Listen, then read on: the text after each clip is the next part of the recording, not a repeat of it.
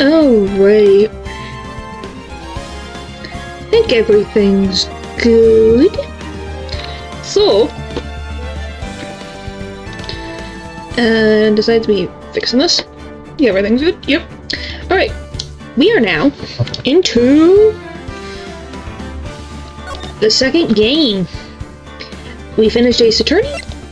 Now on to Justice for All. Okay, Episode 1, The Lost Turnabout. And let us begin.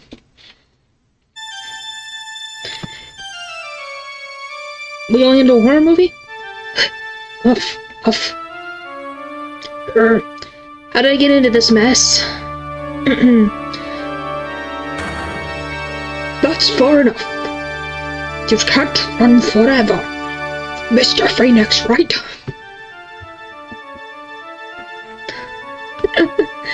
What have I done wrong?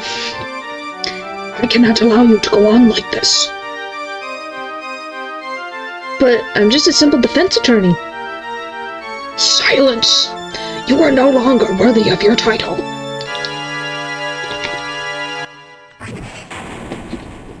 Eesh. That's a nightmare.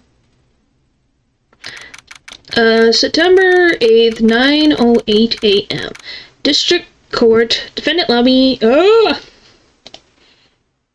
Defendant Lobby number 1, sorry. I was moving things and things were going into full screen. It's like, don't do that! Okay. Why do you have that as your cell phone, Tom? What a nightmare. And I bet it was this ringtone that caused it. I really shouldn't be dozing off right before a trial starts anyway. Wait. Huh. Looks like they hung up. Oh, good. Finally I found it. Nah. Ow. That hurts. Talk about a close call. I hate to do this to you, but... It's nothing personal, Mr. Attorney. Yes it is very personal. You frickin' bonked me on the head. Excuse you, that's very rude. A few minutes later, District Court, Defendant Lobby, number 1.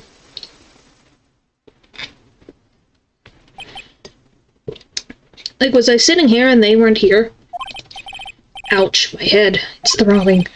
Why does it feel so foggy in there?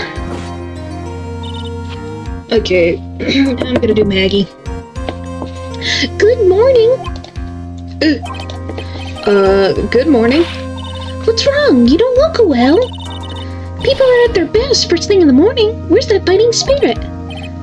Sorry, but can you please turn the cheeriness down? My head sort of hurts.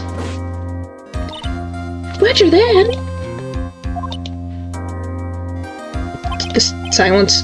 Am I in trouble or something? Huh? Trouble? Wait, never mind. You're a policewoman, right? I thought maybe I had done something wrong. What are you talking about? I'm the one in trouble. What? I'm placing my life in your hands today, Mr. Wright. Life in my hands? You promised me. You said you would prove that I was not guilty. Not guilty? Just when I thought all hope was lost, when all the other lawyers laughed me off. Leave it to me, you said. You, the one and only Phoenix Wright, came to save the day. And just like that, I was moved to tears, sir. I'll never forget what you're doing for me, ever. What is this girl babbling about? Actually, I really love to watch court proceedings, and I always root for you to win. When I'm off duty, I like to come here and...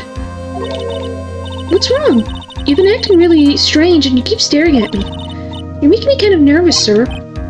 Oh, sorry. I'm afraid to ask, but here goes. So, this might sound bad, but, who are you? What? What? Mr. Wright, how could you say that? How could you do this to the fragile heart of a girl about to go on trial? You're absolutely horrible. No, I didn't mean it like that. Is this how a defense attorney treats his client, sir? I can't believe this. No, it's just, well, I think you have the wrong person.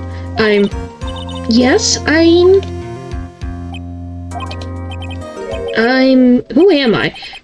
Why am I drawing a blank? How hard did he hit you on the head? The trial will begin shortly. Will the defendant and her lawyer please proceed to the courtroom immediately?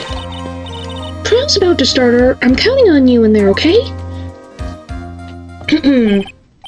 I guess it must have amnesia. You don't say. Let's see, what can I piece together?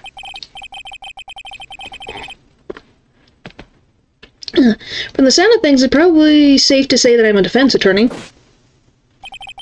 And that girl, I said I'd prove her not guilty. Can't believe I made such an irresponsible promise.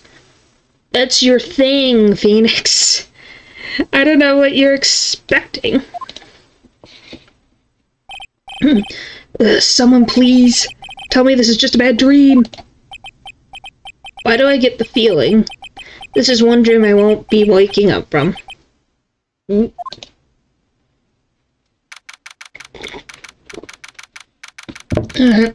September 8, 10 a.m. District Court, courtroom number 2. Court is now in session for the trial of Maggie Bard. The prosecution is ready, Your Honor. What is it, Mr. Wright? Are you talking to me? Do you see any other defense attorneys here? I guess not. No, then are you ready? Yes. Guess I should say yes for now. Are you ready, Mr. Wright? Yes, Your Honor. Wait a sec. If her life is in my hands, I should really do the responsible thing. And...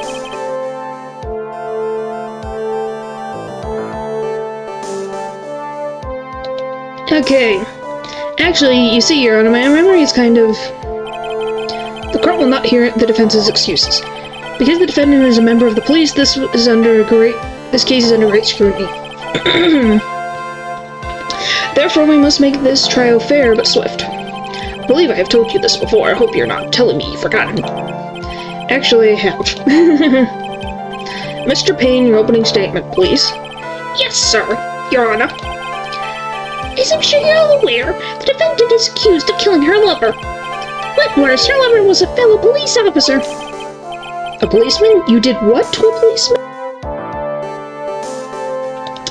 A policeman? You did what to a policeman? Sorry, my voice is deciding to go cracking.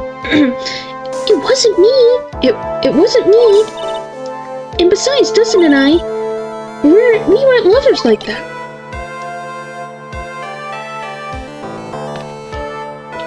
Okay. In any case, the prosecution will prove that the guilty party's none other than the defendant. Very well. Mr. Payne, please call your first witness. It's been a while, Mr. Wright. Let's see what you've learned since last time.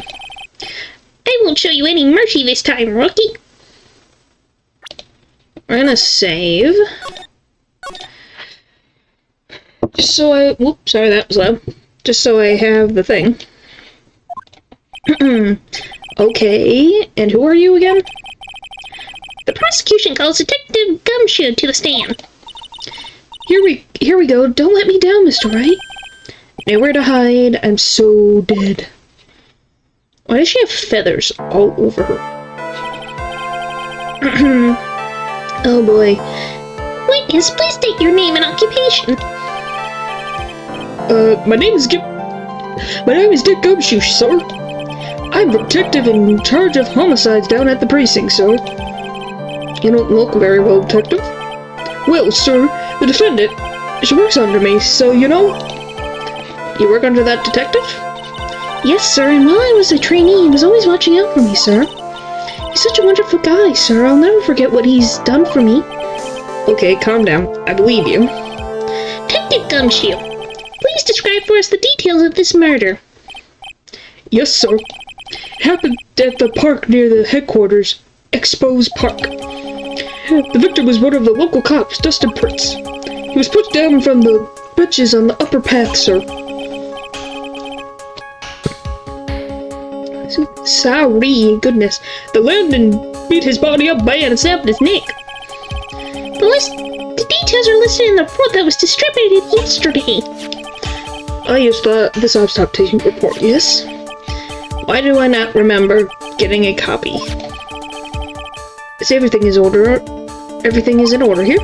Even the estimated time of death is unusually well documented. The victim's watch stopped from the impact of the landing, sir. The results of the autopsy confirmed the time of death. If I may, Your Honor, the prosecution would like to submit this photograph. Very well, the court accepts this into evidence. Crime photo added to the court record. The victim fell from the walking path above. Now that I recall yesterday's preliminary hearing, a very important piece of evidence was brought to our attention. Yes, Your Honor. Yes, sir. Yes, I guess. Mr. Wright, is your head on right today? There was a very critical piece of evidence found on the victim's body. Was there? Have you lost your mind? Well, actually, it's just nerves. Give me a second. What? How can you talk like such an amateur? I thought you were a pro, sir. Alright, sir. I'll help you through this. At a time like this, maybe you ought to take a glance at the court record. Court record? Yep, info about evidence and people involved with this case are all listed there, sir. You can look at the court record by pressing tab. Tab, huh? You know what you're talking about, don't you? Too bad I'm a cop, right? Just think, I could totally be a legal aid instead. Mr. Wright? Yes, Your Honor? Court is in session. Save your chit-chat for later. Sorry, Your Honor. Well, I guess I better check the court record and see what I can find. What was it again? Tab? Or click? What was the piece of evidence found underneath the victim's body? Okay, you want me to look at it now? Okay. That's fine with me. Alright. Found death, broken out, covered bridges. Found on the victim's under glasses. That's simple, Your Honor. A broken pair of glasses. That's right. The victim grabbed his killer's glasses as he was being shoved, sir. And he held on to them as he fell.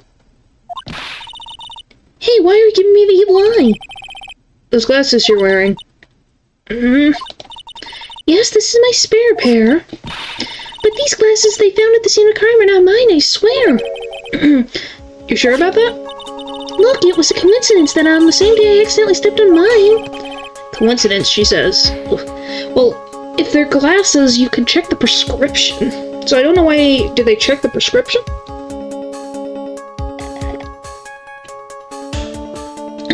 Because then they could easily identify, is it her glasses based on the prescription?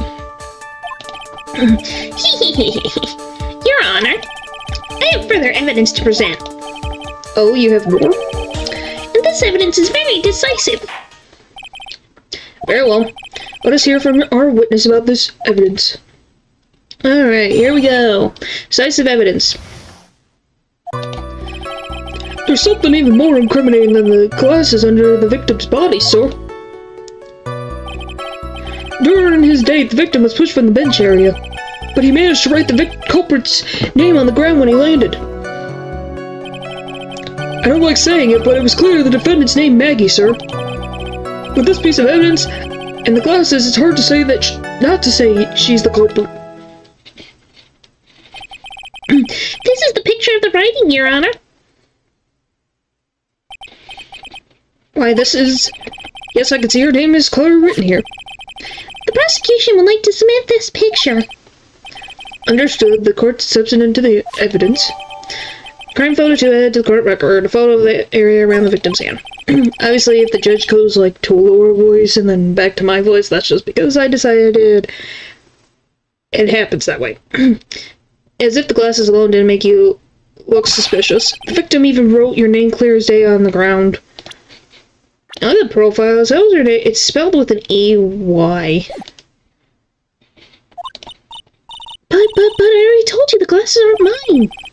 How do you explain his dying message? It's a conspiracy. I'm not guilty, sir. Mr. Wright, you may cross-examine the witness. Cross-examine? This is it. I'm counting on you. Sure, but what am I supposed to do? You look at the evidence, at the testimony, and you say, this is wrong. What?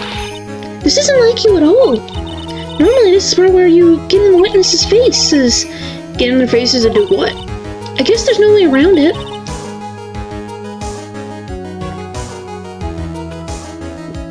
Sorry, I need that drink of tea. Okay, I'm going to lend you a hand. The prosecution's witnesses are all hiding things from the court, which means they lie from time to time. Lie?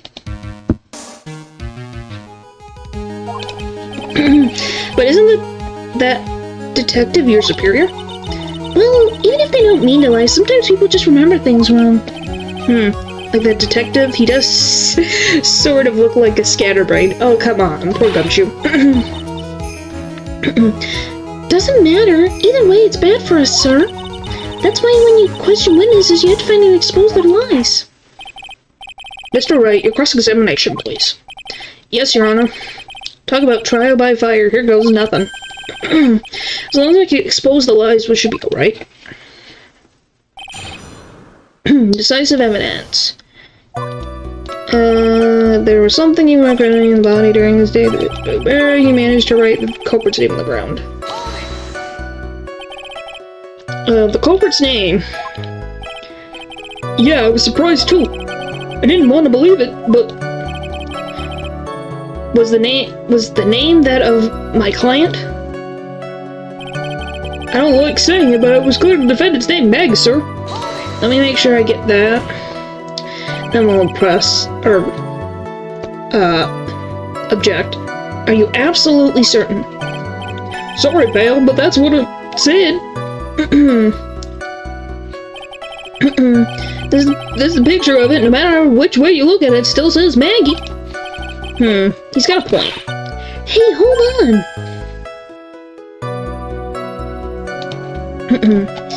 Huh? Don't haunt me. I know the picture says Maggie, but now that she mentions it, something does feel kind of off about this picture. That's how you know you found a contradiction. Now hurry up and present some evidence. Now that's what spotting a contradiction feels like. So that's what spotting a contradiction feels like. Well, English. I better recheck the court record again. Alright, what the spirit? Oh, don't give up. Spider spirit. I'm glad you're all pumped up, but I really want to see your special move, sir. My what? You always look so cool when you present evidence.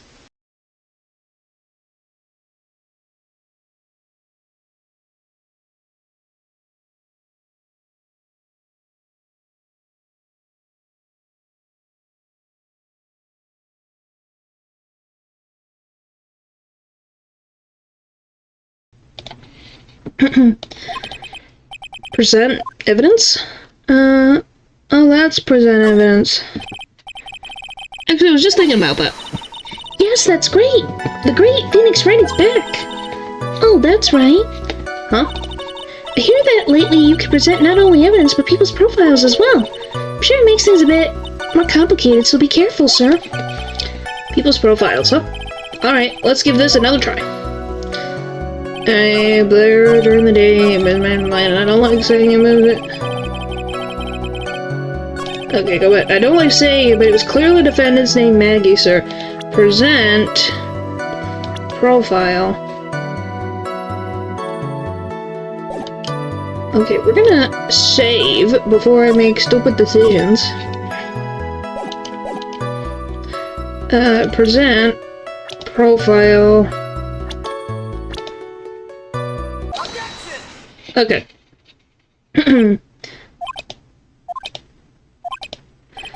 You're just sitting there. Oh, what is it? What's coming over me? Without thinking, I just blurted out, objection. And I yelled at the top of my lungs, fingers stretched out, ready to take on my opponent. What a rush. Detective Gumshoe. You're talking to me, pal? Please state the defendant's name for me. What are you trying to prove with this futile exercise, Mr. Wright? You'll see, this is a very critical line of questioning. Actually, Mr. Payne, you can answer. The defendant's name, if you please. Where is this ridiculous question coming from? The defendant's name is Maggie Bard. I think someone needs to check the court record. What? It says right here that it's Maggie Bard. Ah! Looks like the bird caught the cat napping. What's going on here? I have no idea either, sir. As you can see, the victim did indeed leave a name, Maggie. However, the defendant's name is actually spelled Maggey. Maggey. Maggie. This is a blatant contradiction of facts. Ooh. How about that? I hadn't even noticed. But, maybe the victim didn't know how to spell her name correctly. May I remind you that it was you who said the defendant is accused of killing her lover. If they were truly lovers, it would be impossible for him to not have known her name. True, you should be able to spell your own significant other's name, please. No!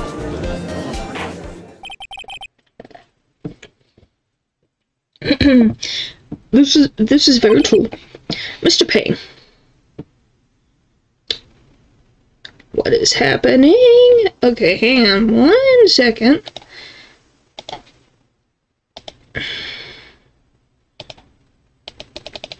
Okay, this is a new one. Instead of being like stuck off screen, I'm just stuck on screen.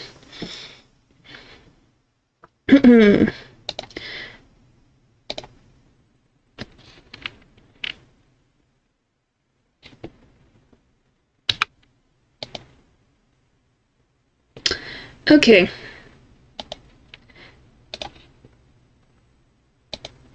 Should? Come on. There we go. Alright. Now we're good.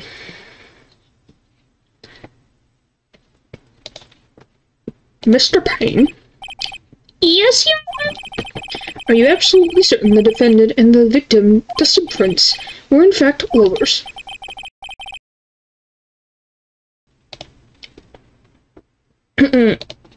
Yes, Your Honor, I am quite certain, Your Honor. Yes, I am quite certain, Your Honor. They were a well-known couple in the police force. Detective Gumshoe, please testify for the court the relationship between the victim and the defendant. Yes, sir. Alright, Dustin and Maggie.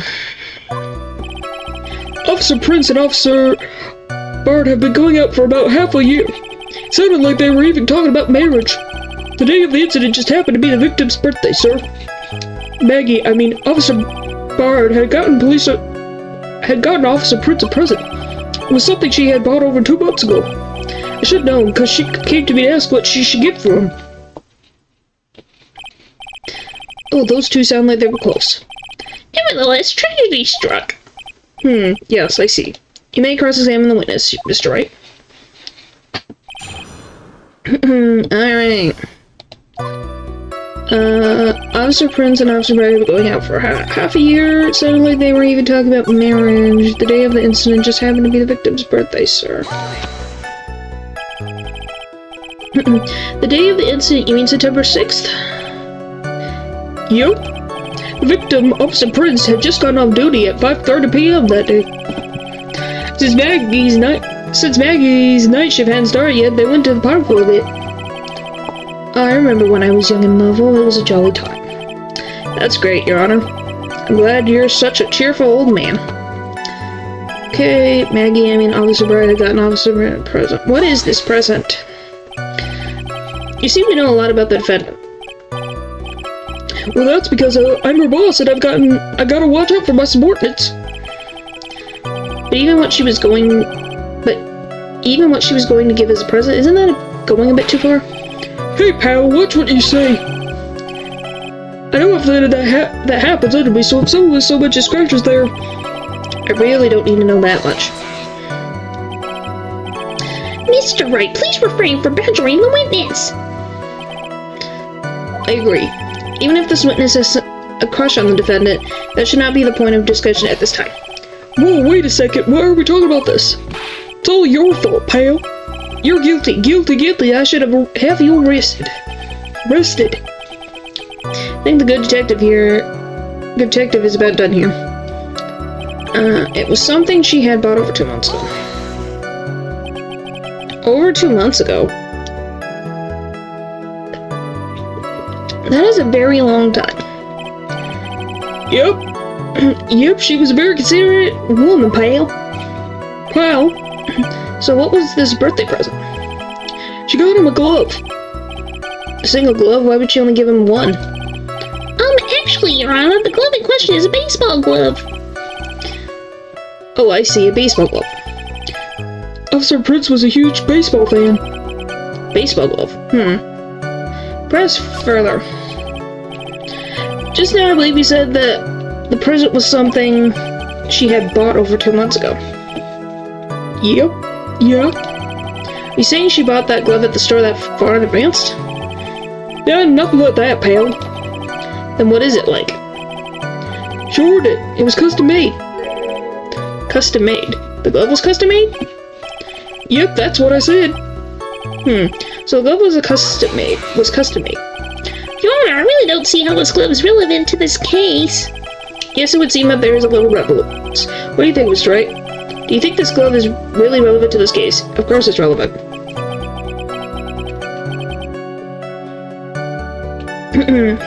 I don't know where this will lead me, but... Of course it is relevant. That glove is the key to this whole case.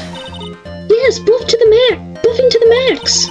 Now this is the Mr. Wright I know.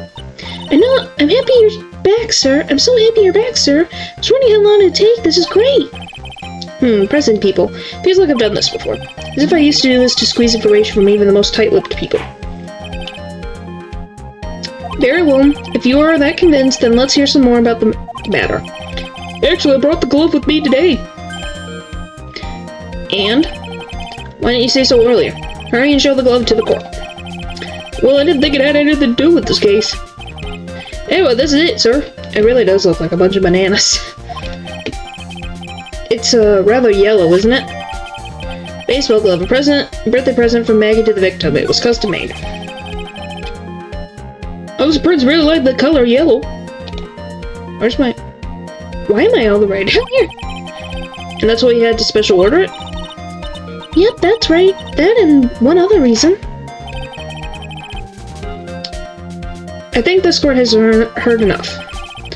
It's clear that the victim and the defendant were involved with each other. Yes, that's correct, Your Honor. Now, if that is true, it brings up an important question.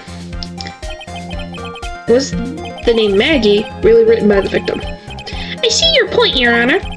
Detective Gumshoe, please tell the court a little more about the name on the ground. Yes, sir.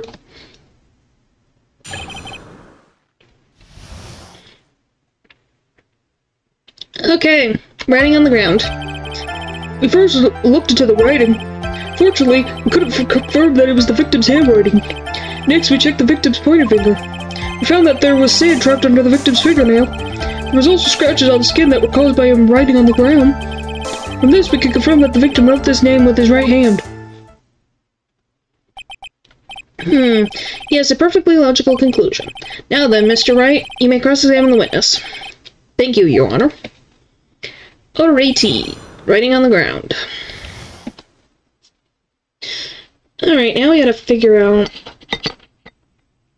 Sorry for that loud noise. Freaking...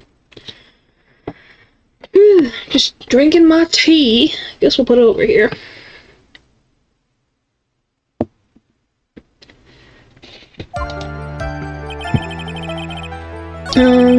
Fortunately, we couldn't confirm that it was the victim's handwriting.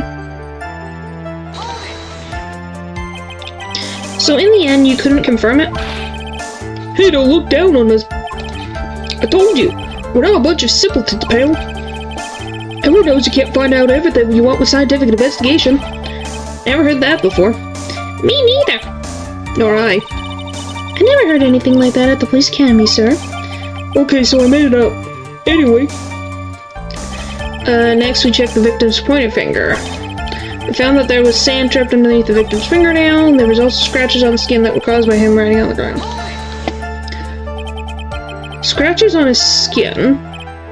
Yep, you can't see them with the naked eye, but they're there. This is incredible. Sure is, that's the power of scientific investigation.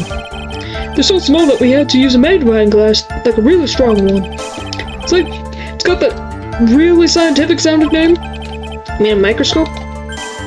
Yeah, that's it. We used one of those and that's how we found him. Can't believe this guy doesn't know what a microscope is. From this we can confirm that the victim wrote this name. Hello, how are you? Sorry that the stream was a little bit later. Because, you know, it's the holidays, so I've been hanging out. I hung out with family today. So I got back a little bit later than usual. So, I hope you're doing good. We're just starting the second game, Justice for All. And we're helping Maggie Bird. And then this is the victim, who was her boyfriend.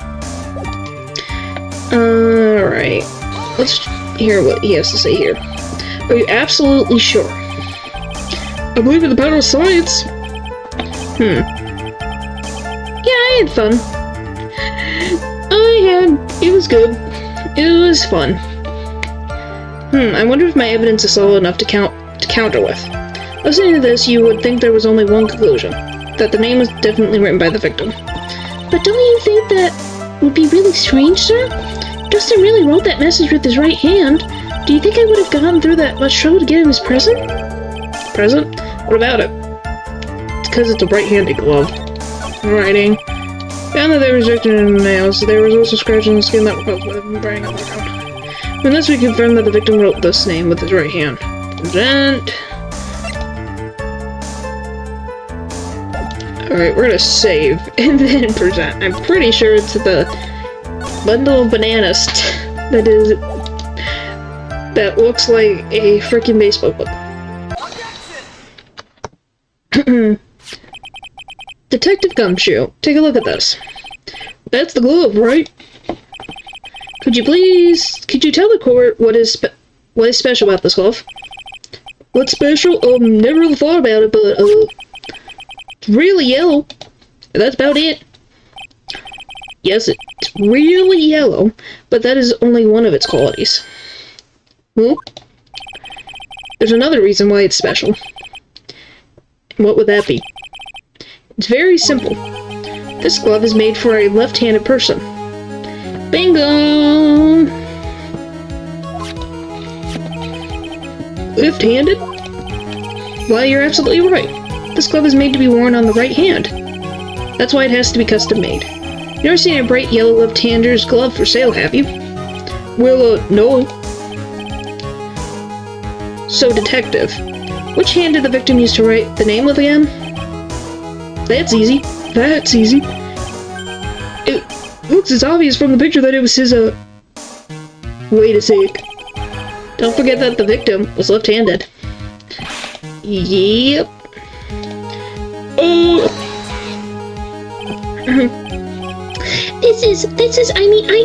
Jack. Overruled. Mr. Wright, I would like to know, what's your line of reasoning proofs? There's only one conclusion that can be drawn. The left-handed person could not have written a message with his right hand. Therefore, the person who wrote the name Maggie could not have been the victim.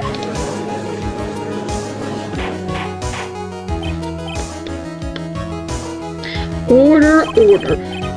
When you think about it that way, then yes. It is not possible that this name is written by the victim himself. Then that means Maggie is... No! It's not possible! Mr. Payne. Yes, Your Honor? The evidence the prosecution has presented has failed to prove the defendant's guilt. In fact, I believe you have proven her to be innocent. No! Alright, you did it, Mr. Wright. Phew, I feel like I can breathe again. Seems like we have reached the conclusion.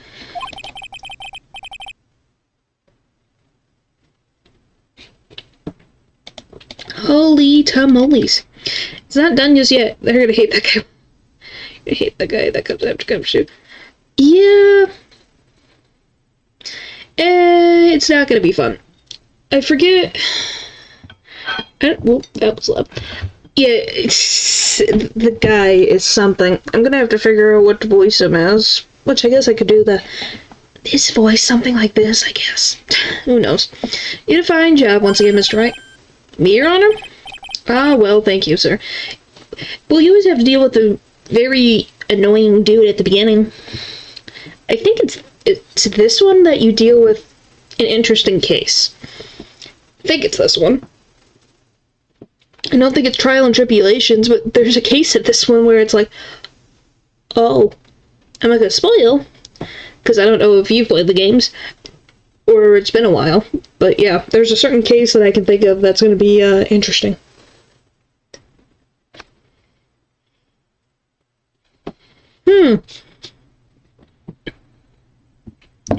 Alright. B, Your Honor? Well, thank you, sir. Have you played this before? Yeah, I have. I've played this case 1. I think I've played a bit of case 2 on my DS. But yeah, otherwise I know some of the cases. I don't know every single answer to everything. So, it's still surprising how to get there. See, you got complimented by the judge again. You're really good. That's why you can't give up being a lawyer, sir. Are you joking? I'm more than ready to retire. It's only been a few minutes. I will now announce my verdict. This court finds the defendant, Maggie Bard. No, not yet! I mean, please give me a few more minutes, Your Honor. What is the meaning of this, Mr. Ping? The prosecution is not finished yet. I don't know why I decided to give Payne that voice, but I guess it fits. What do you mean? We'd like to call our next witness to the stand.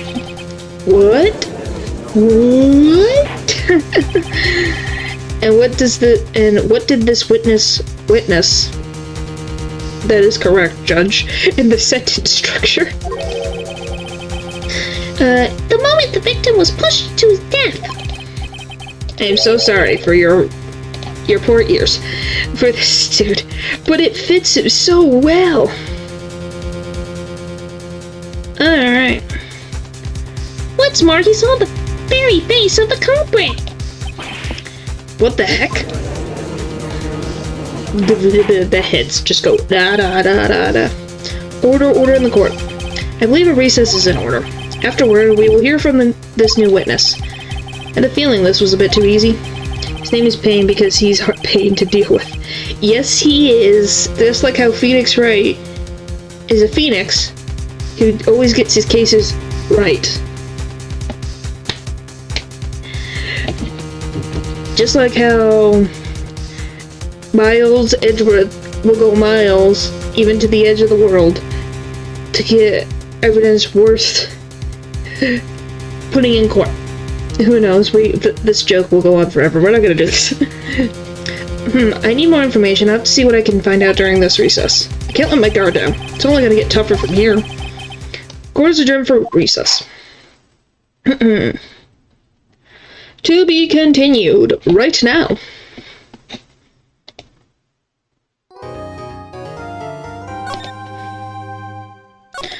This one. Woo, woo, woo. September 8th, 11:43 a.m. District Court, Defendant Lobby Number 1. Amnesia? Amnesia? Words. That's some game theory stuff right there. I guess so. It might be.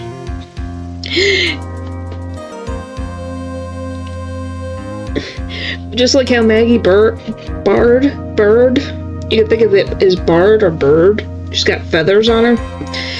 Their names are not exactly super complicated, and I think that's what makes them so memorable. Besides the beautiful hairstyles that we got here.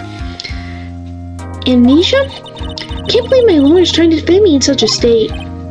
Why didn't you tell me, sir? I'm sorry, I didn't mention it to you.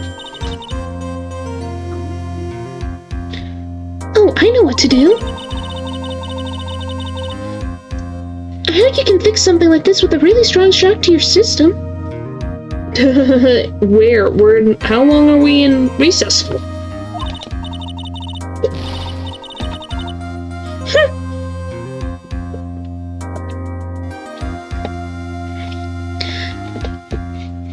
come on, lower your head a little. A Maggie kick should be all you need. No. I think I'll pass on this one. Come on, I'm sorry. Whenever I see someone in trouble, I have a hard time leaving them alone. I tend to stick my nose where it doesn't belong and try to tackle everyone's problems. That's not a bad thing, Maggie. You're a good person. You just end up with really bad luck.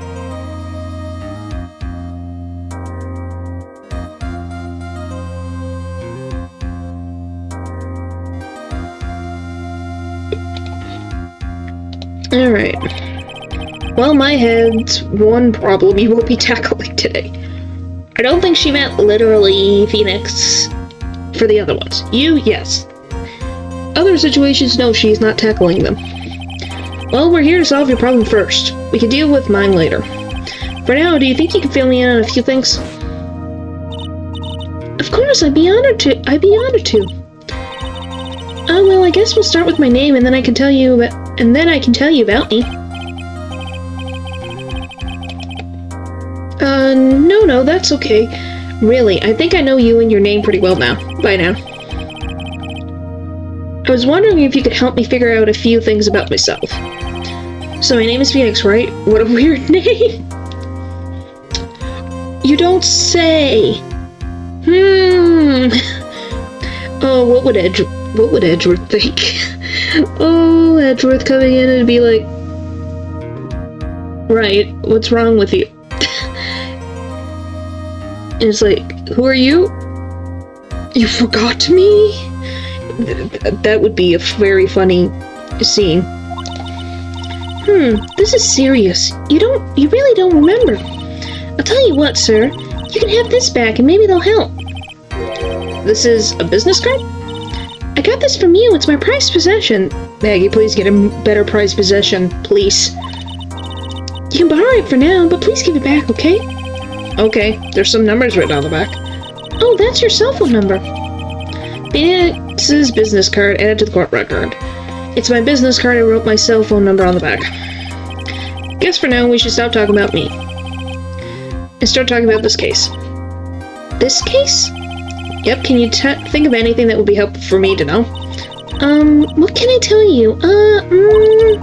Can't think of anything other than the incident with that cell phone, but... Cell phone?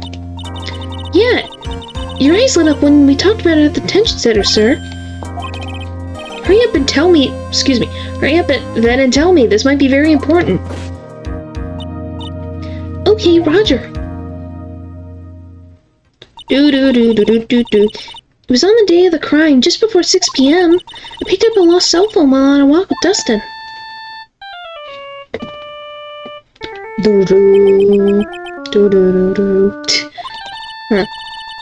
All of a sudden, the phone began to ring. Hello? Oh, thank you. I've been searching for my phone. Is this yours? Oh, I'm glad you called. We can meet up and I can give this back. I'll be right there. I'm sorry, I didn't catch your name. You can call me Maggie. Oh, and she has the blue badger. Cute. We agreed to meet up at 6 p.m. Dustin and I waited for the person to show up, but they never did. So where's the phone you found now? Gave it to you yesterday. Huh? To me? Is that phone in my pocket? You mean this? Do you think it has anything to do with the murder? I don't really know. But if my eyes lit up... you were here all along. I don't know who is this. Oh, there she is. You're so mean! I called you a million times, but you wouldn't pick up. And when I went to the check in the courtroom, everyone already left. Hi, Maya. Now, who the heck is this? Let me guess. I'm supposed to know this girl, too. Yes, you should. Hey, good morning, Maggie. And good morning to you, Maya. Yeah. So, how's it going? Is there a word for worse than abysmal? Oh? And what if I said that everything will be fine? That's right, it's Maya to the rescue with the ultra-decisive, super important evidence. Here you are, Nick, the thing you wanted me to bring. Huh? Oh, thanks. What the heck is this, a list? It has about 20 people's names and phone numbers written on it. It's kind of tough, but I managed to dig up some dirt. Looks like these guys are up to no good. No good, as in... There's a group of con artists the police are currently investigating. I think these guys are members of that group. Names list added to the court record. A list of unfamiliar names and phone numbers. Members of a con artist group? Maya is the best partner. Yes, she can be a very good partner. I do like, oh my gosh. Trucy. Trucy's fun, too. She can be very funny. I think they all have their interesting points. Even Pearl's funny. Why would a group of con artists pop up in a case like this? Don't look at me. And where did you get this list from in the first place? What? You don't remember, Nick? You're the one who asked me to look this up yesterday. Oh, is that right? These numbers are in the memory of that phone Maggie found. So that's where they're from.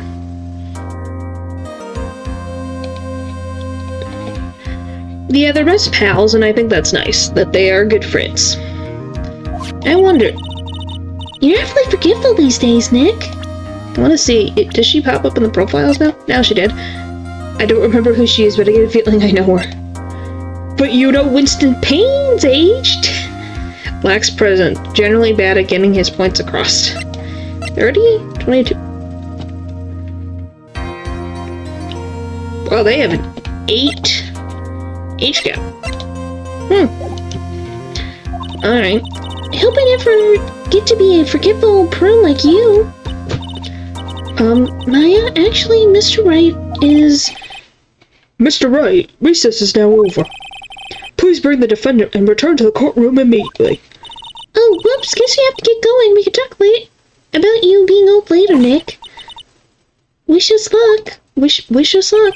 Goodness gracious. I guess I have all the pieces now, more or less. All that's left is put it all together. I'm not gonna lose this. I can't. Come on, Nick. Better gonna move. Move on. Yeah. Oh, his face. Okay, it's number 8, 11:54 a.m. District Court, courtroom number 2. Court will now reconvene. Please call your next witness to the stand, Mr. Payne. Yes, Your Honor. But before I do, if I may say a few words. What is it, Mr. Payne? It's about the next witness. He has a tendency to say things that rub people the wrong way, you see. So I asked that the court might be a little lenient on... There's no need to give a preface. Just hurry up and call your witness, please. Yes, Your Honor. Prosecution calls its next witness a drifter who was taking a walk in the park on the day of the murder. I want to punch him in the face. State your name for the court, witness. Before I do, I'd like to clarify a little something. Huh? Alright. Oh, alright. Go ahead. Just now, you introduced my wonderful self to the court, correct? Perhaps this drifter who was taking a walk. Did I? But I will not stand for that. Now you're tinted the court's eyes and colored me wrong. I think that fits him perfectly. Sure, I suppose calling me a university student would be just as settled and that everything in life has to be utmost Thomas Quiley. I'm merely looking for that perfect top-notch unbelievable leadership. To see, I'm not reading all of that. Yes, I understand. I'm very sorry. I'll be more careful from now on. Even poor Winston Payne is having a pain time.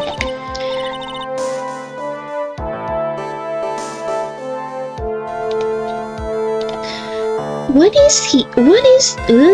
Maya, your voice went somewhere, and I don't know where it went.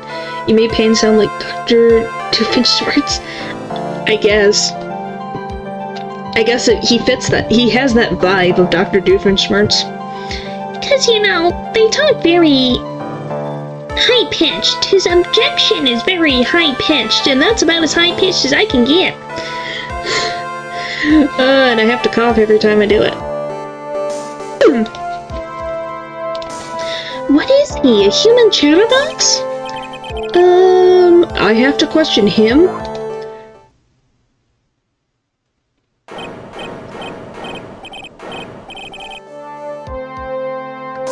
Oh boy. Fashion, cars, women, glasses, and of course, university. First rate only need apply. Glasses? But you aren't wearing glasses. That's enough. Your name, witness. Oh, is that how you want to play this? Using your power and influence to keep the young people down. I see how you work now. You old people and your dirty tricks. You thought you had me, but you thought wrong. I'm sorry, but it won't happen again. Oh, man. I forgive you. Alright, I suppose I can tell you my name. I am Richard Wellington, the drifting virtuoso, with a PhD in drifting, as it were. If you want to, you could call me a university student in transit. Ahem. Mr. Wellington, on the day of the murder, you were taking a stroll through the park, correct? It would appear that you are attached to that word. If you must, then by all means. But I remind you that I am in no way a prepubescent boy out on a walk with mommy. This voice really does fit him. I did not think this voice would fit so well. I know he had a stick up his butt, but it really does fit well. Oh, Nelly.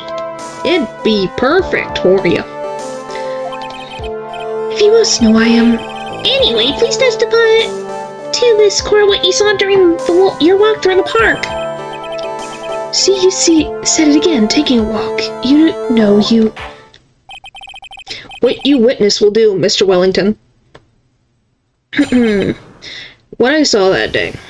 I was at the park all afternoon, deep in thought about my life situation. I don't remember the time all that well, but I do believe it was past 6 p.m.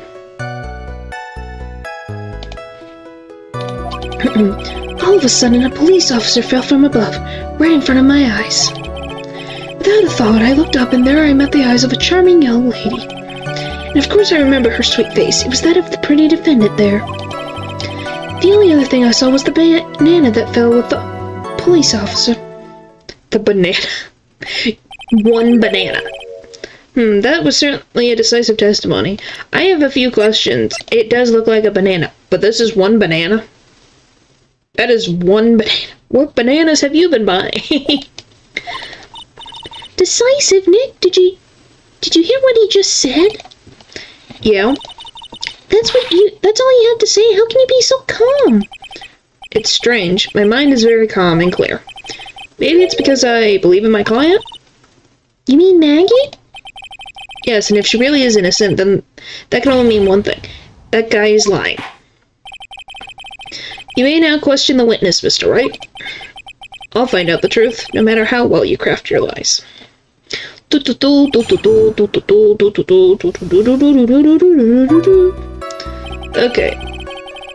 Now I gotta figure out where to start.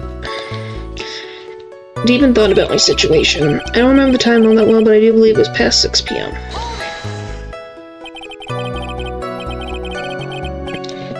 How'd you know the time it was? I see you're not wearing a watch, so...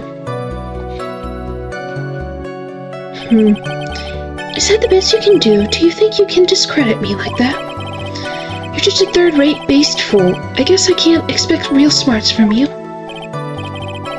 Ugh, his arrogance is really intolerable. What should I do now? Press harder. Answer the question. How did you know what time it was?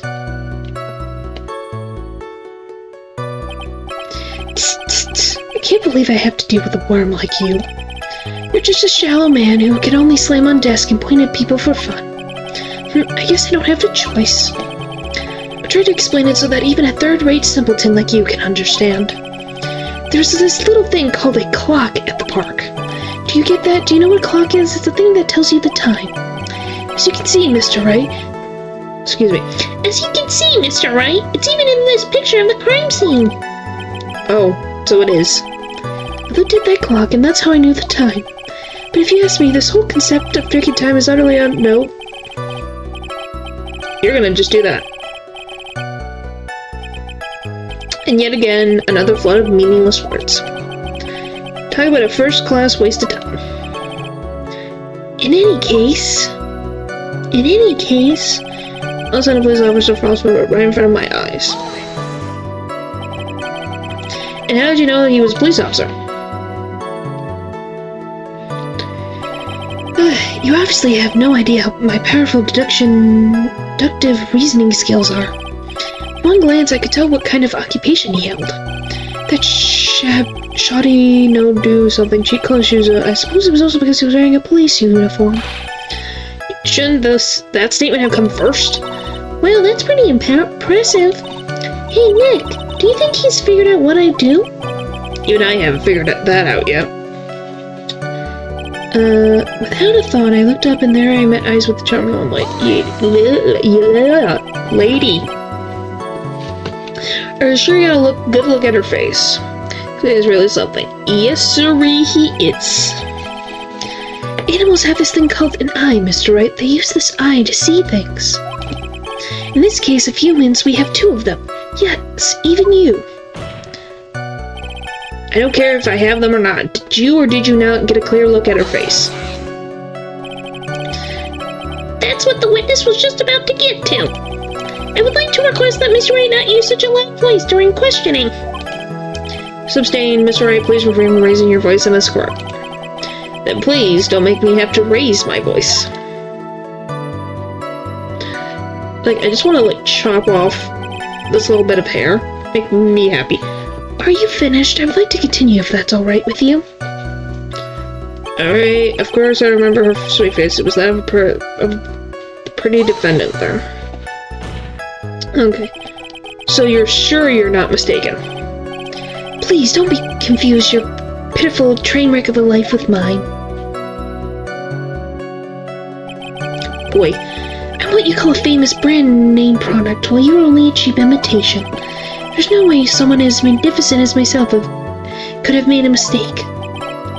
Of course, of course. Oh, ho, ho, ho, ho. Of course.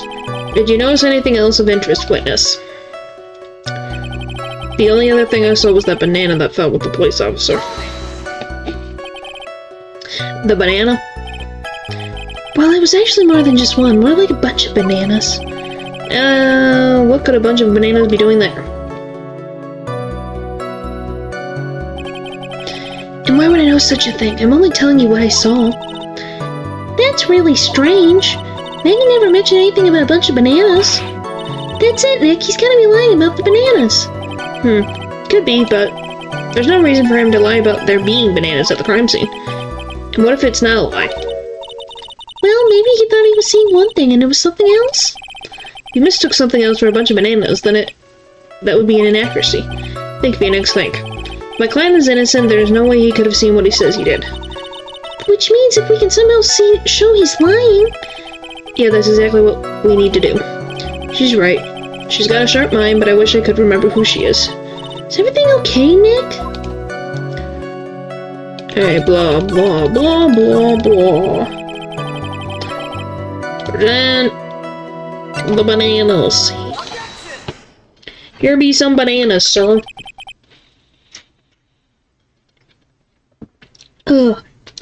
Alright. Mr. Wellington, I believe I have the bananas you saw. Right here. Oh, so you knew about the bananas too.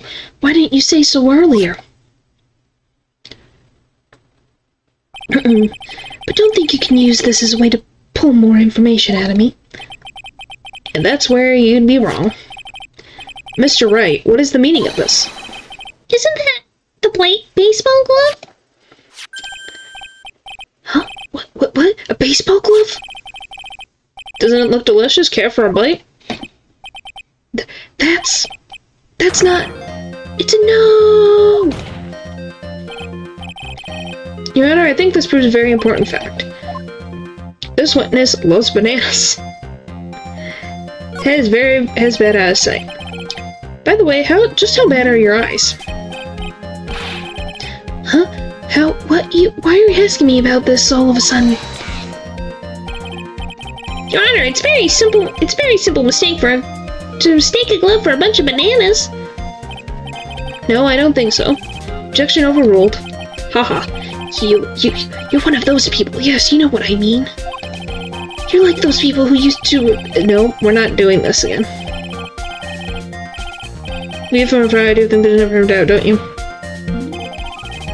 That's why that is why I asked you how bad your eyesight is.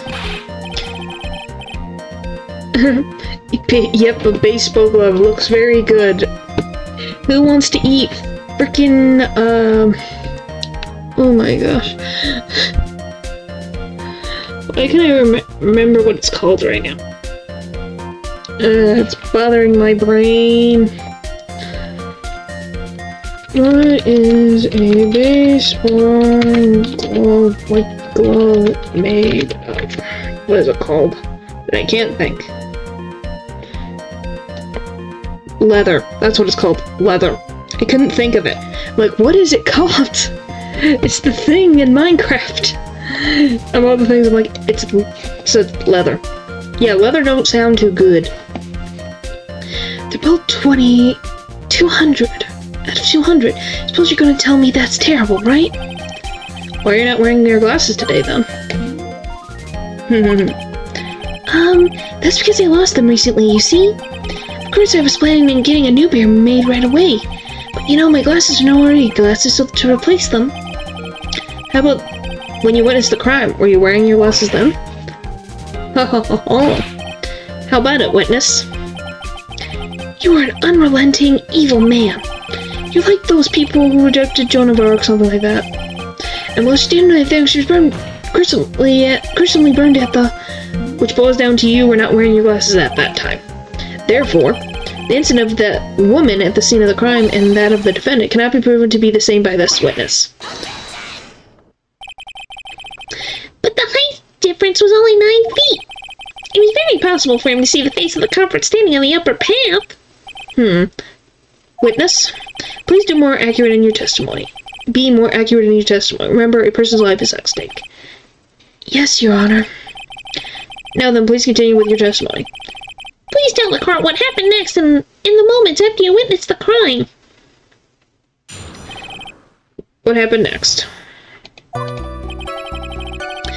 The girl on the upper path ran away as soon as she realized I was there. After that, I immediately called the police station to report the crime. It must have been 6:45 when I made the call.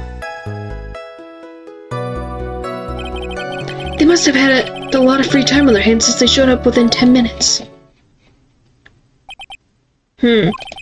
So the person who was on the upper path saw you and then ran away. Yes, that is correct. Which is why even someone without a superior brain like mine can understand that. That girl is the murderer. You may now question the witness now. You may question the witness now, Mr. Wright. English is very difficult for me right now. What happened next? Alright, the path ran away as soon as she realized I was there. After that, I immediately called the police station to report the crime. Immediately, as in immediately. I mean, sure, a minute might have elapsed before I did, but that's the duty of every good citizen, or did they not teach that at your pitiful school? You think people learn about how to call the police in college? Hey, Nick, I think you should take a look at the court record for a sec. It must have been 6:45 when I made the call. Let me look. Excuse me. Time of death. That's a long time. Oh, save after I do this. How'd you know what time it was? That detective told me. You know which one I mean. The one with the jacket that makes him look like a dropout from a no-name high school? Hey, pal, I graduated from a pretty good, top-ranked college. I don't believe this. Doesn't matter. I don't believe I was mistaken on what time I called. And if I'm wrong, then the detective obviously doesn't know how to tell time. What? Why you're just some lousy kid who... I think the court can see your point. Anyway, how did the police respond? They must have been a lot of free time on their hands since they showed up within 10 minutes. If you said at 6:45, why did you wait so long to call, Mr. Wellington? Alright. We're gonna do this. Alright. Mr. Wellington, would you please take a look at this? You mean the victim's autopsy report? According to this, the murder occurred at 8:26 p.m. So what of it? You said that you called the police immediately after the murder took place. Hit him with the autopsy report. Yep. Just hit him being like, oh, they came here right away, did they? Why'd you wait so long? Why'd you wait like 20 minutes?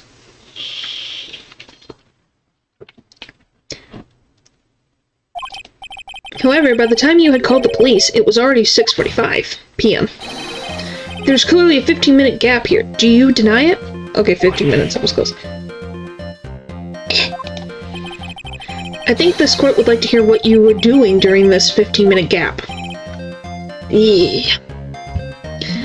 Alright. Alright. This witness was in shock at the time after witnessing a terrible murder. It's only to be expected that he would be a little dazed. 15 minutes is hardly what I would call a little dazed. Mr. Wellington. Yes? Explain yourself. What were you doing during those 15 minutes?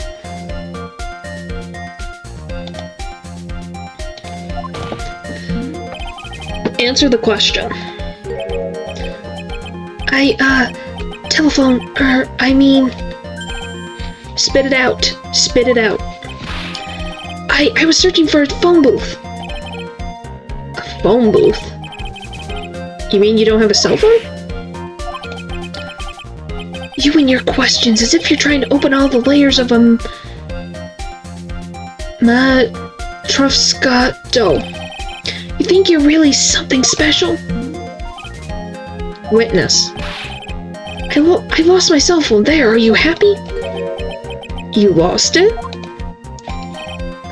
Unbelievable. You lose your glasses and your cell phone. You must be very scatterbrained when it comes to your belongings. What? Are you saying that first-rate people are never allowed to lose things? Haven't you ever heard that geniuses and blah blah blah blah would be made in simple plain people understand blah blah blah? Enough. Oh man, oh man. Wait, hold on a second. He lost his cell phone.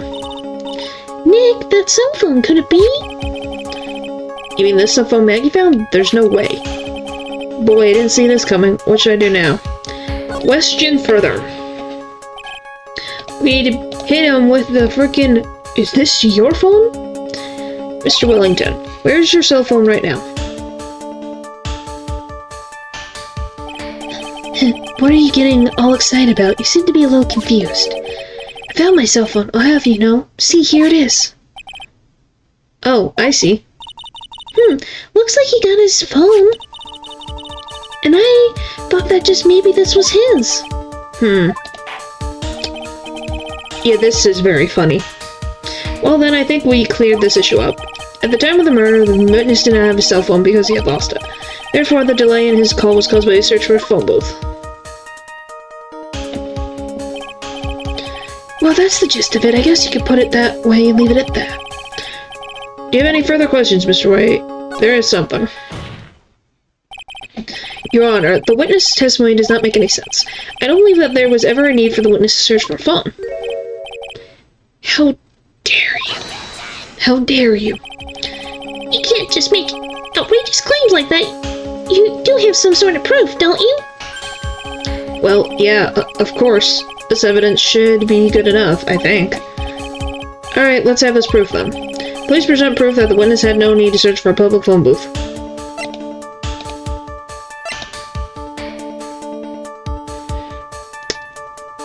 I'm gonna take a guess. I'm gonna take a guess. The 50-50 shot here. It's very simple. This is the evidence that backs up my claim. Yet again, you have presented this court with an obtuse and meaningless item. Huh? It's obtuse and meaningless? I don't get you at all, Nick. Why do you think he wouldn't need to look for a cell phone in the first place? Well, that's because I was looking at the evidence and it just hit me. Thought, hey, he really didn't have to look for a cell phone. Then why didn't you just hurry up and present that piece of evidence? Now what was that piece of evidence again? Alright, let's have this proof then. Please present proof that the witness had no need to search for a public phone booth. I would assume it's this. very simple. This is the evidence that backs up my claim. Okay, it's not this. Blah, blah, blah. Why wouldn't they have to go to a cell? Is it in the picture? Yeah, it's right there. So probably this. Alright. It's quite simple, actually. Please take a look at this. And the crime scene photo? Is there something wrong with it? Oh, there's nothing wrong with the picture. But if you don't understand my logic after looking at it, something is wrong with you. No. It's a phone booth. That is correct. All the defendant had to do was walk 3 steps. Mr. Wellington, why didn't you use the phone that was right in front of you? Oof. He has a very bright blue suit. Order, order. What does this reporting the crime a little late prove for the defense? The witness can't explain what he was doing for these 15 minutes. This is reason enough to throw suspicion on his testimony.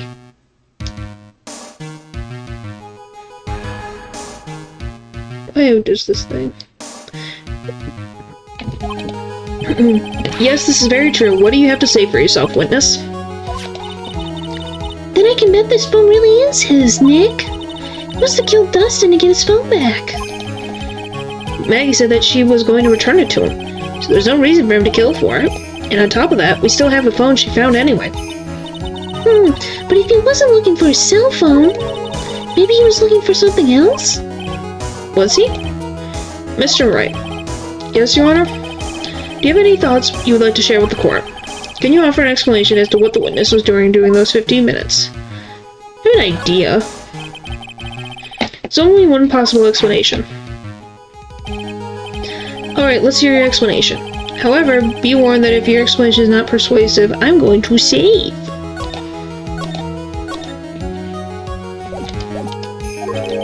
You will be penalized. Think carefully before you present, Mr. Wright. Yes, Your Honor. Ugh, I probably shouldn't have said there was only one possibility. Please present to the court the one piece of evidence that will answer the following. Why didn't the witness call the police right away?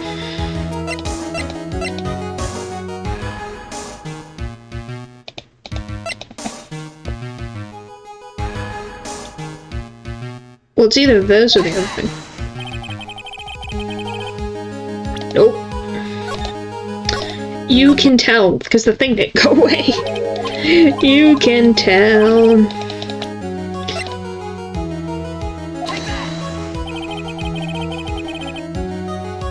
Nope, apparently not that one either. Nope, not that one. We want this one.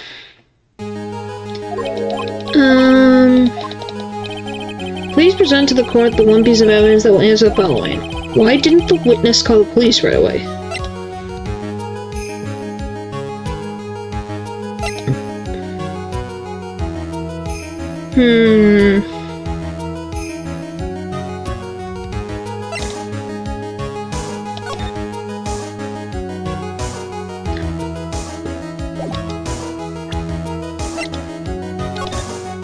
Maybe this?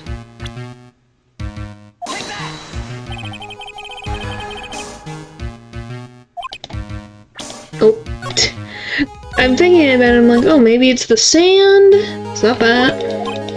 Am I just gonna click everything in the freaking court record?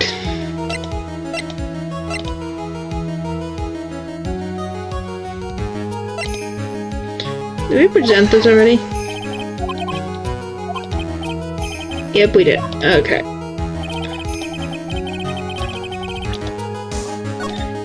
Ooh, right. I'm gonna have to get used to looking at the other thing. It's fine. Alright,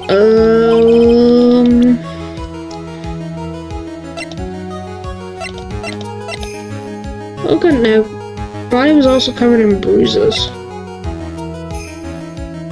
Found underneath the victim's body, pieces of an airtight lenses were found nearby. Profiles. Yeah, it was gonna end up being the classes eventually if I went through everything.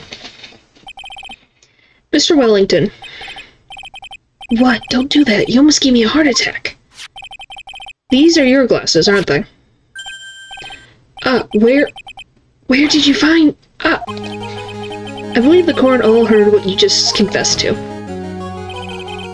That these glasses are in fact yours. Oh, tell you where they were found, Mr. Wellington. These glasses were found under the victim's body. Under the victim's body? Order. Now, wait a second. Hold on. I didn't confess or confirm anything. Your Honor, I think the answer is quite clear here. As he fell, dust and prints grabbed the culprit's glasses. The culprit knew that he had to find his glasses and searched frantically for them. What he didn't realize is that they were under the victim's body. And that's why it took him 15 minutes to make that call.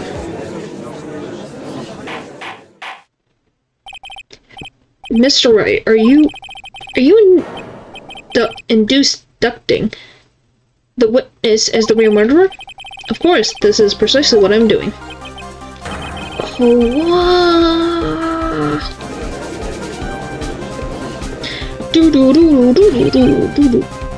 I know I'm right. He is the real murderer. Did you figure it out, Nick? More or less. Turns out the cell phone was the key to this case after all. Anyway, now's our chance to deep six this guy. The frick? I'll sink him in one shot. Yeah! This is so exciting! Watching you work again? Somehow, my old self is coming back to me. It's time to sink or swim. Everything else rests on the edge of a knife. This is the moment I've been waiting for. Order. Your Honor, the defense! The defense is making a mockery of this court. Without any solid grounds to stand on, he accuses the witness of being a murderer. Yeah, that's right. I'm no criminal. This third-rate fraud of a lawyer. In that case, why don't we look at it from a different perspective?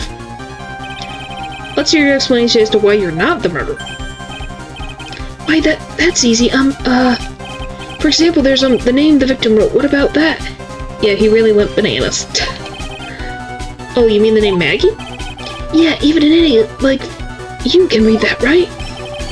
But we already know this was not written by the victim himself. After all, the defendant's name is Maggie, is Maggey, and the victim was left-handed. In other words, in order to make the defendant look guilty, the real criminal used the victim's right hand to write her name on the ground.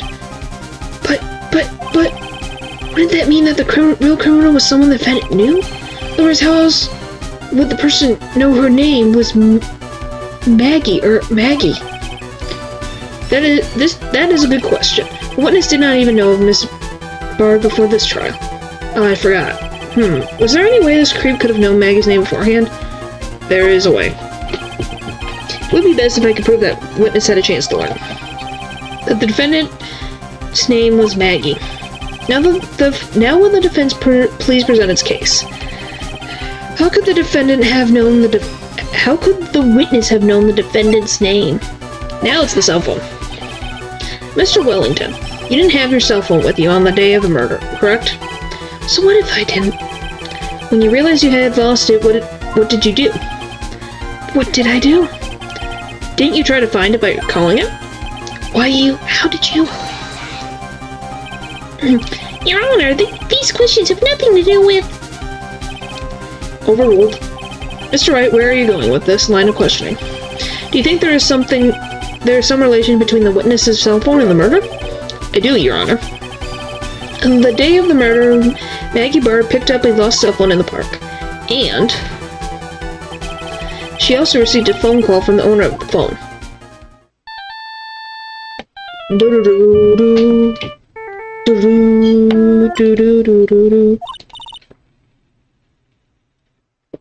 Alright.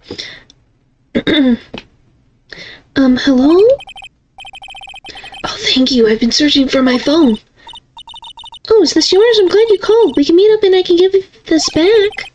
I'll be right there. I'm sorry I didn't catch your name. You can call me Maggie.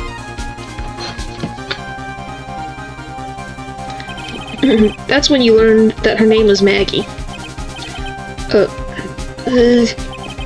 But you made one fatal mistake. Fatal mistake?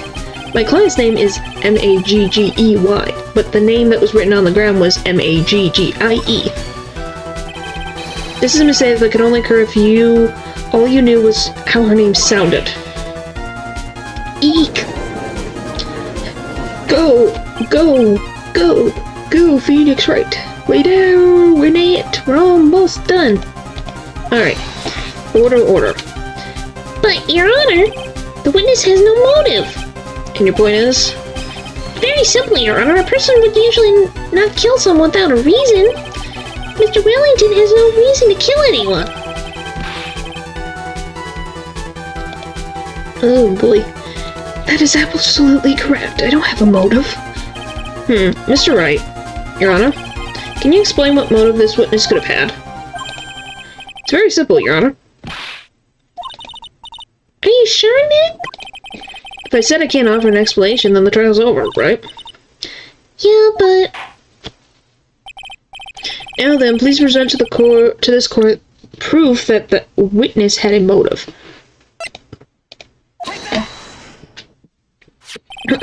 Mr. Wellington's motive is right here. What is this? A list? These phone numbers were pulled from the memory of the phone that holy moly. These phone numbers were pulled from the memory of the phone the defendant found.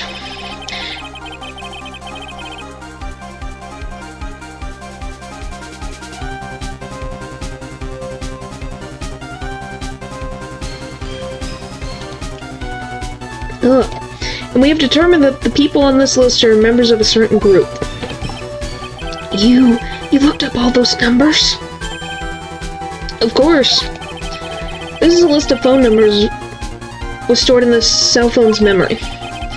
The names and numbers belong to people who are part of a certain con artist group. What? Con artists? Can you explain why these numbers were on your phone, Mr. Wellington? This is outrageous, an invasion of privacy. Looking up the phone numbers on a person's phone is worse than the crime than murder. You're one of those people. You're just like copyright or something. They stripped you out of something. I don't care, Mr. Wellington. All I want is for you to tell us what this list is about. Gee, you think all of you think what it's like, know what it's like to be such a... You think any of you, know what it's like to be a refined man such as me? No, I don't, because I am not a narcissist. Your Honor, this is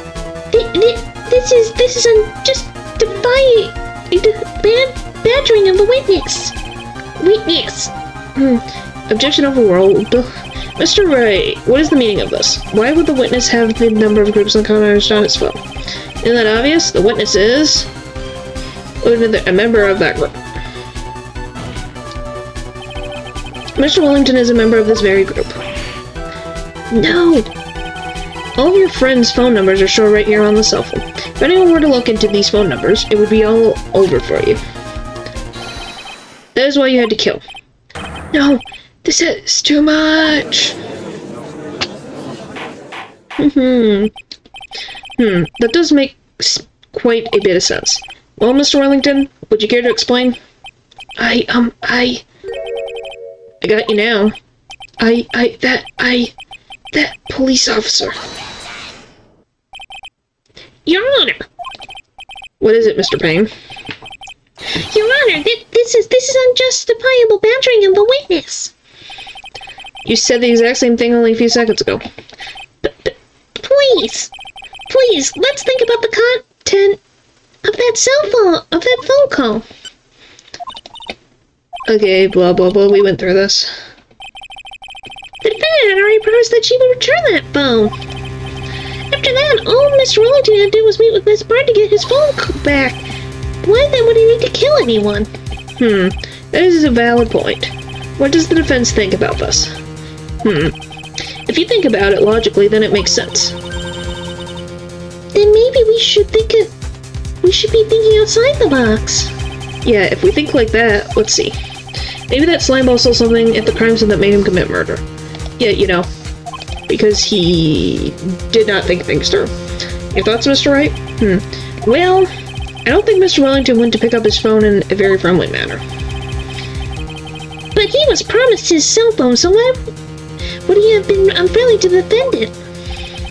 I think he must have seen something that didn't agree with him when he got there. Well then, Mr. Wright, what was this something that didn't agree with the witness?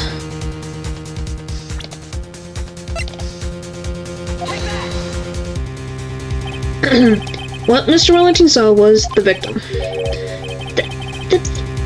The victim? You mean Dustin Prince? Dustin Prince had gone on his date right after his shift was over. With no time to change, he went to the park still wearing his police uniform. Oh. The girl that picked up my cell phone is with a policeman. He couldn't have known they were going out, so he began to worry. He was afraid that the policeman would ask a few questions before returning the phone.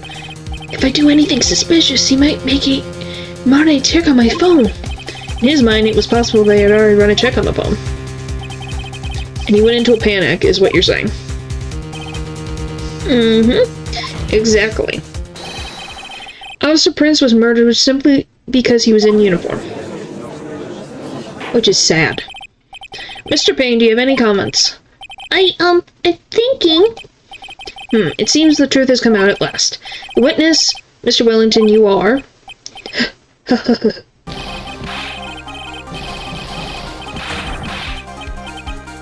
That was a face. Impressive, not bad for a person with a third-rate... Excuse me. Impressive, not bad for a person with a third-rate education. What's that supposed to mean? The evidence.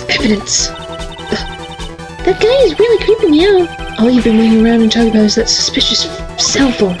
Suspicious cell phone number this, suspicious con artist that. They're all on that phone. But who's to say that phone is really mine? Where's your proof? Your evidence? You want proof that this phone is yours? I already told you earlier.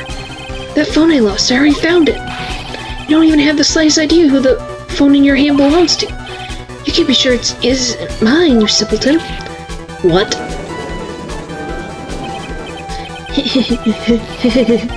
Feels good to see you, Squirm. We do seem to have a problem on our hands with this phone. Whose cell phone is it? Without knowing that, it's meaningless as evidence. Your Honor, this is bad. I can't let him turn the tables on me like this. This cell phone. There has to be something I've overlooked. There's gotta be. Maybe. And phone store numbers? Maybe they're all... This phone has the names and numbers of those in the con artist from memory. You drew them to you, Your Honor. I want the other thing. I realize that. I don't believe this. What are you talking about? What are you trying to determine who that phone belongs to? Who cares about the phone number stored in it? Besides, who knows? Maybe you went and added some of those numbers in yourself. Okay, the witness is quite right. I'm afraid I have to reject that. But that jerk was back here and doing something. Okay, blah blah blah blah blah. It's fingerprints on the cell phone. I got it. We should check for fingerprints. Fingerprints? Yes, Your Honor. Mr. Wellington must have left some fingerprints on this phone. Nick, don't you remember? When we got that from Maggie, you wiped it off. I what? You said there was a sandal over it, so... Wiped it? I wiped it? Pretty thoroughly, too.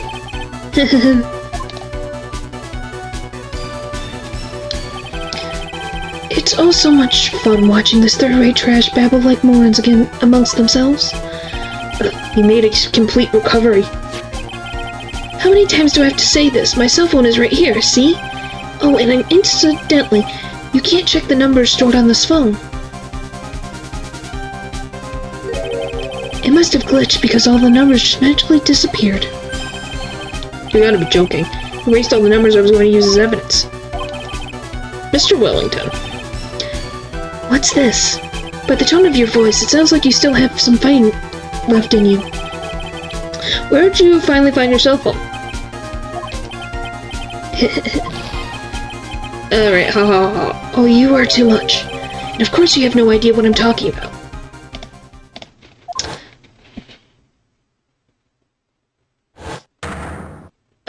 Oh my god. Now I remember. Do. You fool, Phoenix. Yeah, he's a little bit of a fool, but who knows? Beep. Oh, looks like they hung up. Ah, good. I finally found it. Badonk. That really freaking would hurt. So that's what.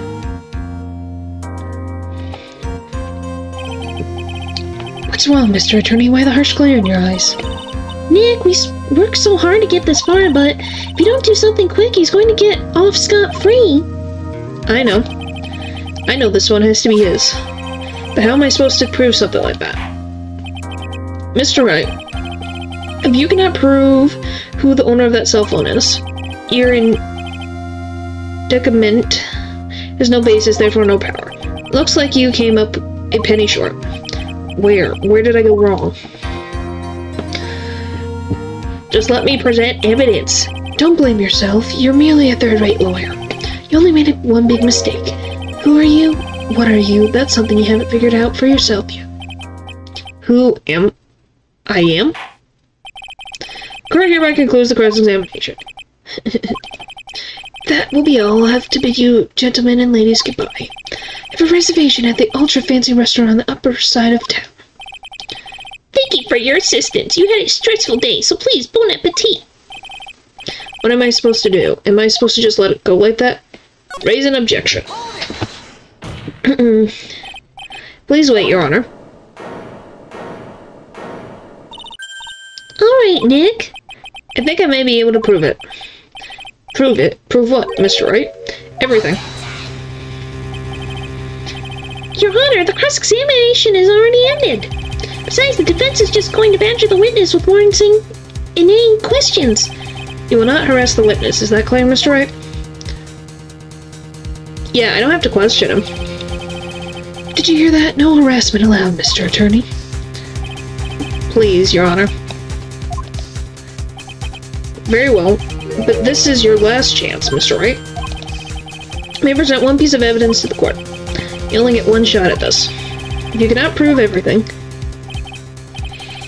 it's over for your client and for you. Do you fully understand? Crystal clear. Yes, Your Honor. Alright, I get to do this. I'm sure you're well aware, Your Honor, but the cross-examination period has ended. Were you paying attention, Mr. Payne? I said that Mr. Wright could present only one more piece of evidence. Oh. Now then, Mr. Wright, this is your last chance. It all comes down to this. It's go time. Please present the one piece of evidence that will explain everything. Badum-ching. Why, thank you. How nice. Here, please have one of mine. Oh, well, thank you, Judge. I will take that. Judge's business card is written in fancy script. The ink is strong and clear, but I can't read it. Wait, what am I doing? This isn't time to be exchanging business cards. Your Honor, there is something very important about that card, and that is the back of the card. I want to look at the frickin' thing. Oh, I got the judge's business card. I love it. This card is important because of what's on the back. You wrote out your cell phone number on the back, But that's exactly it. Can you please call this number from your cell phone? Huh? Right now? But court's still in session. It's okay. You'll see. Okay, if you say so. Is the defense preparing something, Mr. Wright? We're going to call my cell phone now. And then the court will see everything for what it is. Of all the idiotic, stupid things to do.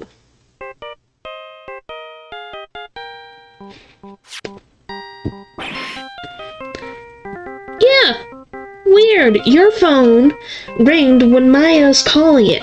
Yeah, it's like, hello. Hello, welcome. You came just at the time where this guy's phone is ringing. You did perfect timing. What? Why is my phone? You missed, like I said, you came just in time. That was a business card, but a secret Uno card. Yeah. And what is this stupid sounding ringtone? Beep. Mr. Wellington, How strange. I can almost swear that you're holding my phone. You are... No, we can't. By the way, before I forget, thank you very much for the lump on my head this morning. I don't think I need to explain any further except to say, when you went to retrieve your cell phone, you mistakenly took the wrong one. Do-do-do-do. Everyone loves that song. And...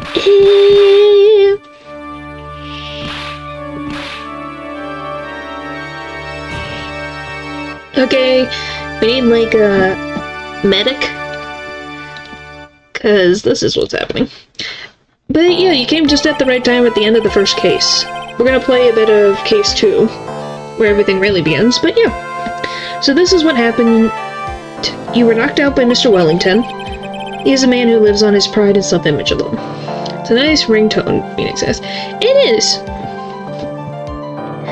It's not the frickin' scary music for Halloween. He's a man who lives on his pride and self-image alone. And in order to hide his involvement with the con artist group, he had become paranoid and had lost all ability to make rational judgments. Then Mr. Wright, the phone you're holding. It's Mr. Wellington's, naturally. Speaking of that man, how is he, Mr. Payne? He was arrested and had been taken away, Your Honor. Very well. Now then, this court finds the defendant, Maggie Bard, not guilty. Woo! First, not guilty of the second game. This is all. That is all. This court is adjourned. Alright. September 8th, 2:16 p.m. District Court, Defendant Lobby Number 1. We did it! We did it! We did it! We did it! Woohoo! I knew the real you would shine through eventually. I'm so moved by what you've done for me, sir. Thank you so much, Mr. Wright. I feel really bad for Dustin. He didn't do anything to deserve this. It's probably because of me. Huh? My whole life has been nothing but a whirlwind of bad luck and failures. Your whole life? It can't be that bad, can it? She's had some things happen. Since I was 6 months old, when I fell from the 9th floor of my apartment building, been hit by all sorts of vehicles, gotten sick from all sorts of foods, failed at almost every test I've ever taken, experienced almost every kind of disaster, and never won or even tied at a game of tic-tac-toe. My life has really been nothing but a string of disasters.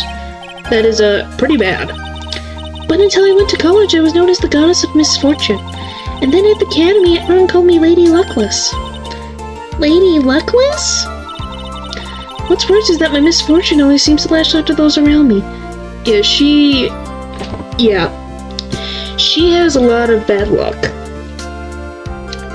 And the poor thing... This is not really a spoiler. She will be, accused of another murder. I don't think in this case, well, in this game, I think maybe in the next game she will be. So, you know, that's always fun. I think it's next game, not this game. I would hope not. But yeah, she has had a lot of bad luck. What do you mean? When I see someone in trouble, I always try to help.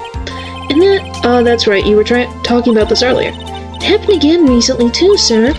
There was an old lady pacing back and forth by the pedestrian crosswalk. I gave her a hand and... Before I knew it, we were having dinner at my house. Oh. I'm sure that Dustin's gone because of me. That's not true. The glove didn't even have any sort of special meaning. It's just a present to say thanks for covering one of my night shifts. Oh, I see. Everything is all my fault. Dustin's death, your head being all messed up. Well, I don't think my head is that messed up yet. I'm going to find a new life for myself starting now. And what's her job?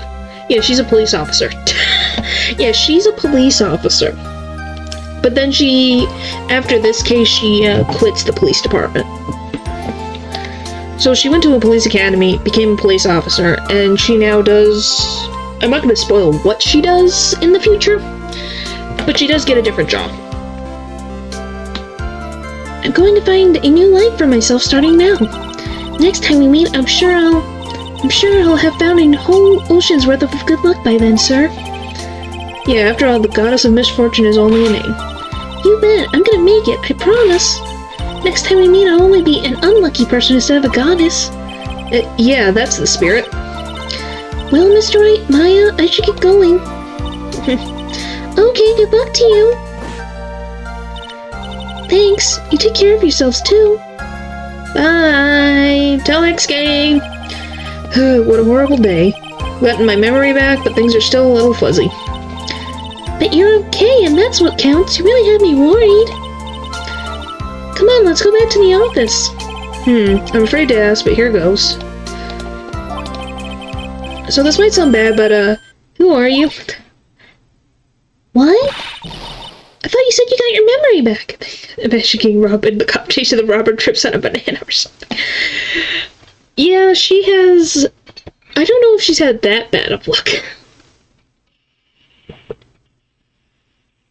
I think it's more like... Well, in that situation, it'd be more that she was being robbed. And she wasn't on duty. I would believe that. That would be 100% what would happen to poor Maggie.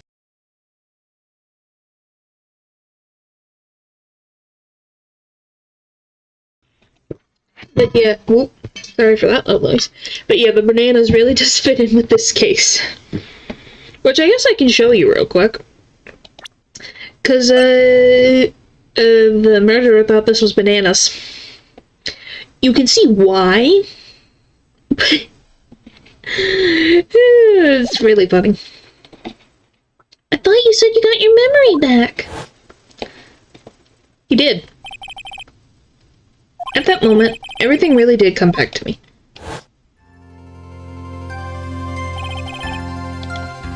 Detective Gumshoe.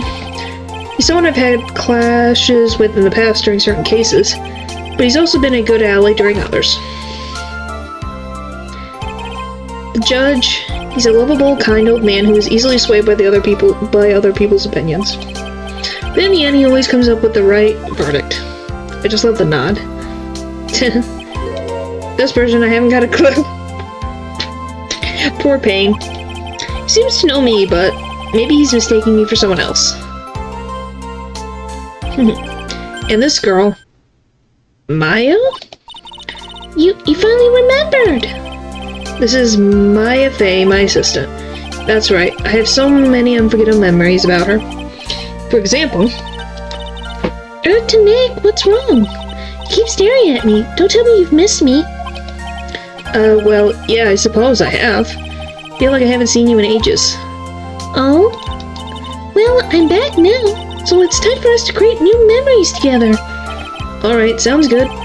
All the phone numbers on my phone were erased by Mr. Wellington. I guess I have to start over from the very beginning. Come on, Nick, let's go to our usual burger joint. Put some respect on my man Payne. Oh, yes. Put some respect on my man Payne. It's okay. He literally only appears at it's a tradition. He only appears as the prosecuting attorney at the first of every case of an Ace Attorney game. Always. Even in Apollo, even in the freaking the mystical one, there's like a guy that looks like him. Even the one in the Phoenix Wright's ancestor, Payne's ancestor, is the prosecuting attorney for the first case. He's always the first prosecutor you meet. Which is a funny tradition, and I'm glad it stays that way. All the way through their legacy. Okay. Actually, it hasn't even been that long since she came back into my life. He's sort of like a tutorial kid, right? Yeah, that's what he's for. And I think that's funny. It's good that he gets to stay around.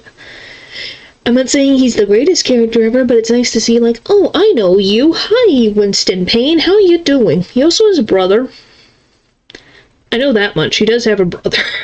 They look identical except for his brother has a toupee. And that story began on one rainy afternoon, 2 months ago. Episode 1, The Lost Turnabout. The end. Alright, let's start the bit on this episode 2. Alright, we cleared the thing down here is just that. Save your progress. Yes, thank you. That was no accident. Oh, this one. I was drugged with sleeping pills. I was murdered by that person. Wow. And she has one shoe. That's why I took my revenge. It's only fair, isn't it? Amy? Payne has a brother, I didn't know this. I finally get to see you again, and... Yeah, he has a brother.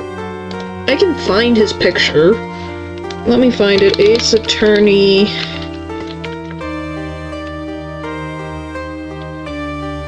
Payne's brother? Is it brother or cousin? He has a lot of family members. Okay, other family members... ancestor. And I want his ancestor. I want his brother.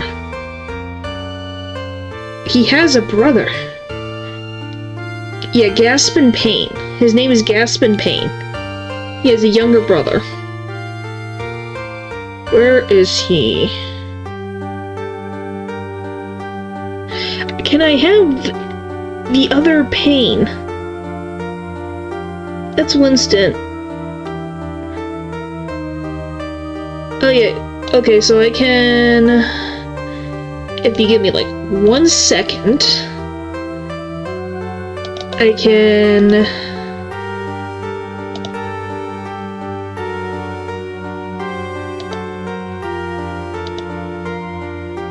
Oh, it's underneath, that's why. Ah! Where is it? Okay, that's there, so if I switch... Oh. It keeps doing... I hate... Okay, can we just have you, like... Right there?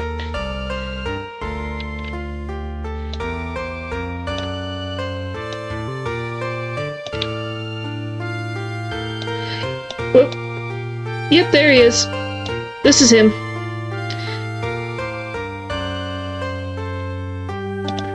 But yeah, this is that. There's the difference between the two of them.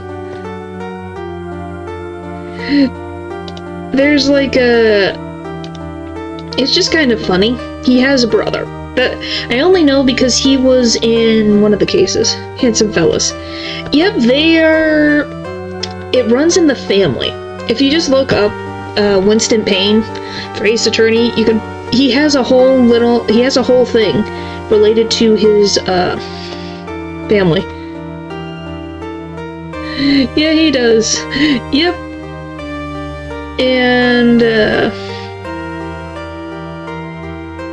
oh, and I love the notes. A member of the Payne family has appeared in the first episode of every Ace Attorney game to date.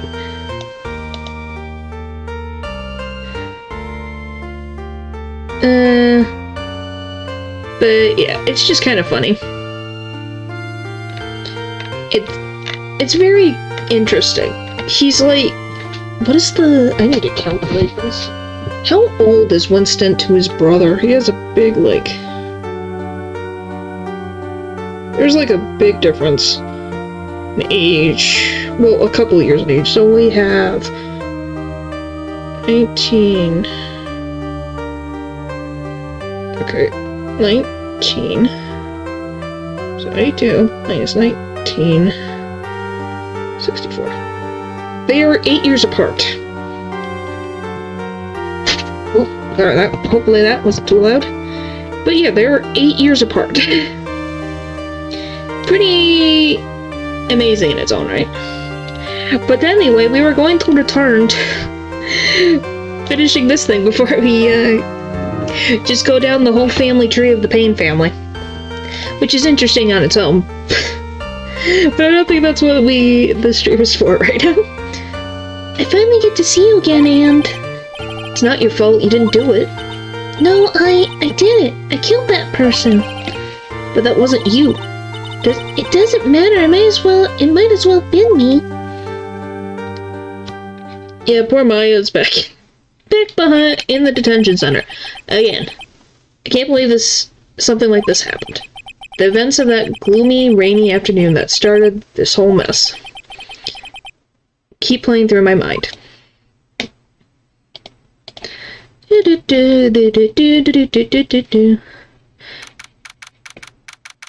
Oh, I don't even have... This is the funny part. I didn't even have my mouse captured. Well, now you can see it. Whee! June 16th, 3:34 p.m. Wright & Co. Law Offices. Oh, this, dude. How am I gonna do this? Ooh.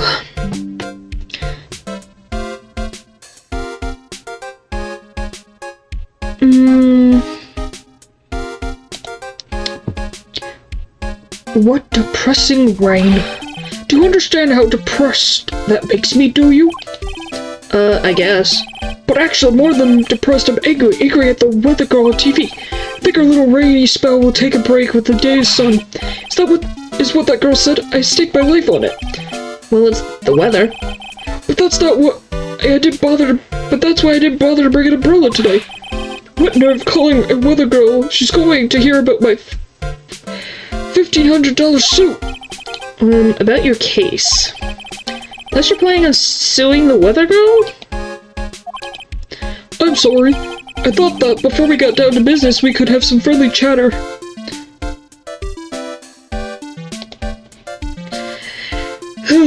I hope this voice doesn't get annoying very soon. I'm sorry that was the first thing that came to my mind because he's just whines. He just whines. And that's all I can think about is him whining over and over and over again. My name is Dr. Turner Gray. I'm a surgeon. Mind me never to end up under his knife. I'm here today because of this incident.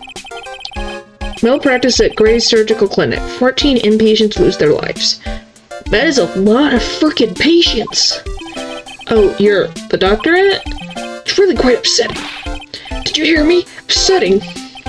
Yes, I heard you. I agree. It's quite upsetting, Dr. Gray. That one that screwed up was that nurse.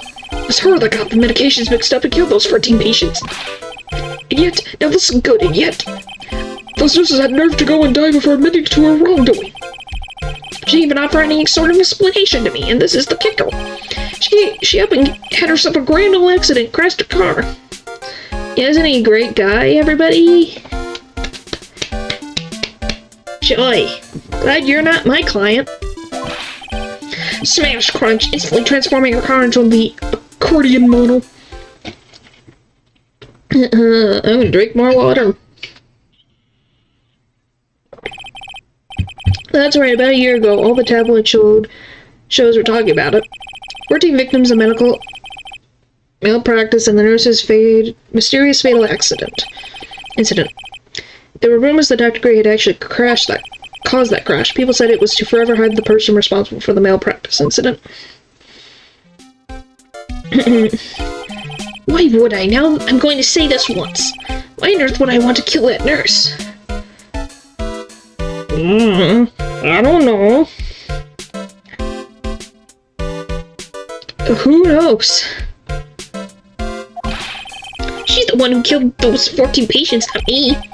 I think you need to take a deep breath, Doctor, and focus. The more to the point, this case is over a year old. Why bring it up now? That's simple, because the situation is slipping out of my grasp.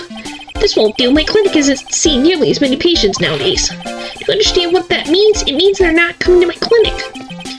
You don't say. If it were me, I don't think I'd want to go either. You don't say, buddy.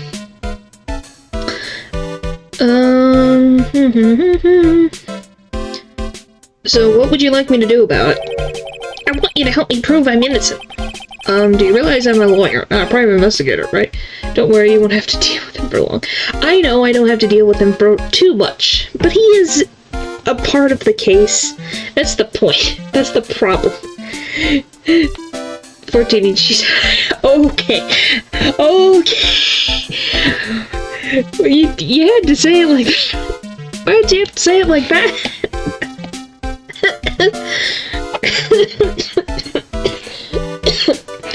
Oh, I'm sorry. That was funny. Oh, yeah. Alright. No, this is something only you can do.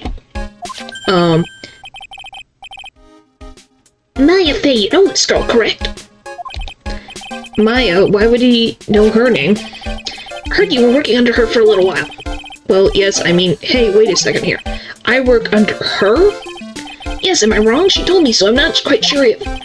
Well, we worked for a few trials together, but she went back to her hometown to undergo more training. Oh yes, I heard. It must be quite lonely for you. What? Wait, I'm not... She must be an extraordinary girl to handle such rigid training. Huh? I have an acquaintance who knows a lot about these mystical sorts of things. She's the one who introduced me to Miss Fey. Is Maya really that famous? He knows someone from the Fey family. I won't say who yet.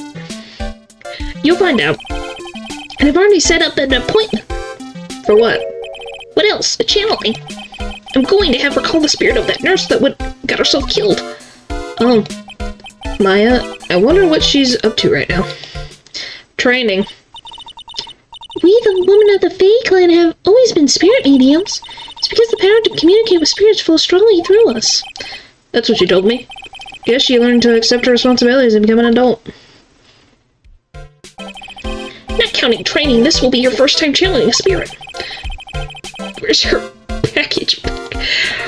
Okay, everybody, we don't need to make ill funny will of the 14 people from the hospital. This is the thing you're focusing on. What about Maya finishing her training? Why don't we focus on that? And I was just gonna channel someone from the dead. So she gave me one condition before accepting my request. A condition? The condition is you, Mr. Wright. She said that she wouldn't do the channeling without first seeing you again. Me? Aww, friendship. It's so cute. And that's why I've searched you out. You want to see her too, don't you? Of course. So, that is how I end up visiting Maya's hometown with the doctor. Kuran Village, Kuran Village, Kuran Village, here we come. June 19th, 1:25 p.m. Kuran Village. So this is Kuran Village, Maya's hometown. How are we gonna do Little Pearl's voice? Maya, the type of person wasn't it? My gosh. Maya, the type of person to waste a fortune killing. I can't play. Maya's going to make patience cocktail to talk. Oh my gosh. Okay, you switched it to Maya at least. So I can't say you didn't. Listen. Oh boy.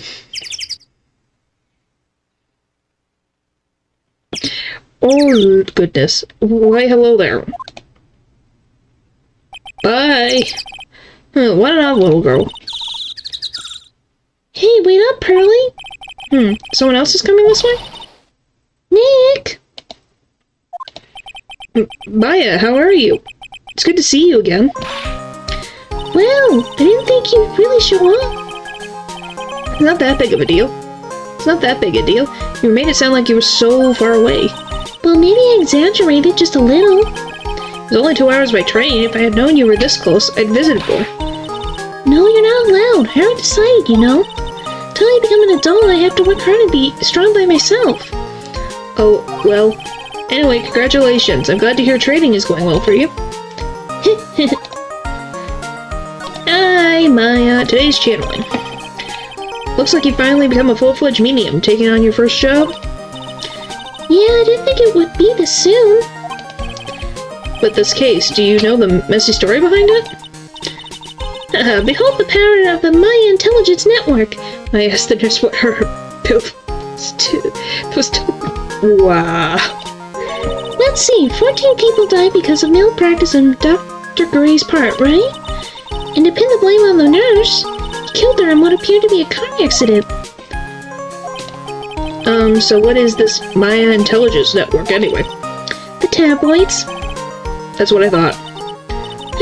I'm just pulling your leg, Nick. What really happened is the exact opposite. I heard all about it from Dr. Gray. Just Wright themselves. Yes, they do. Yes, they do. Oh, come on, Nick. I wouldn't take a crazy killer as a client. It's too scary, even for me. Yeah, I guess so. Grand Village. So this is your old town, huh, Maya? Yep. Grand Village, but I heard people call this place Medium Valley, too. Interesting. So everyone that lives here is a spirit medium? Pretty much. Most of my ancestors were too, I think. That's probably true, since the Fae ability to communicate with the dead is so strong. Oh yeah, by the way, interesting fact. Men in the Fae family do not become spirit mediums. Only the women can. That is an interesting fact you learn. And I thought, well, that's kind of interesting. Actually, speaking of... Actually, only women of this village are mediums. So what do the men do? They usually work someplace outside the village. The girl earlier. Oh yeah, I wanted to ask you about the girl I saw earlier. Wow. Okay, good you said JK, because I'm gonna be like, Heesh, this is her hometown. Let her family live in peace. I wanted to ask you about that girl I saw earlier. Do you know her? Oh, you mean Pearly? Pearly? Pearl Faye, she's my cousin. Isn't she adorable? Just like yours truly. Cousin? Wait, then that means she's also a... Yep, she's a medium too. Pearly's a real genius when it comes to channeling. Yeah, you will find that out very soon. Oh, in this case. I see. I hope I didn't scare her when I tried to talk to her earlier. No, it's not you. My aunt drilled it into her head that if a suspicious-looking person tries to talk to you, run away. Suspicious looking? Well, you're not wearing training clothes for starters. Of course not.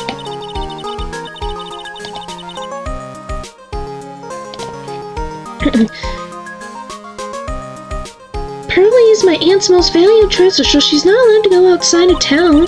She doesn't know much about the world outside of Korean Village. Aunt? Pearly's mother's my aunt. Duh, come on, Nick. Well, Nick, I gotta get going. It's about time for the channeling to start. Huh? Oh, yeah. I'm doing the channeling in my house, so come on in, okay? After I'm done, we can grill up some juicy burgers. Alright, good luck, Maya. Thanks. Obviously, we're gonna do, after the channeling, we'll probably end for the night. Well, at least she's still the same perky Maya. Meditation room. June 19th. Fae Manor Meditation Room. Oh, Mr. Wright, I'm so glad you showed. Some nice weather we're having today. Aren't you happy? No, not at all. That stupid weather girl made the wrong call again. It will rain cats and dogs day, she said with a straight face. I can't believe they allowed such misguided reports on the public airwaves. Looks like they're talking about the weather with this guy is just asking for punishment. But anyway, this is a splendid manor. No argument there. It's hard to believe that this is Maya's house, though. I was given a guide map to this building. Here, Mr. Wright, I have a copy for you, too. A diagram of the Fae Manor.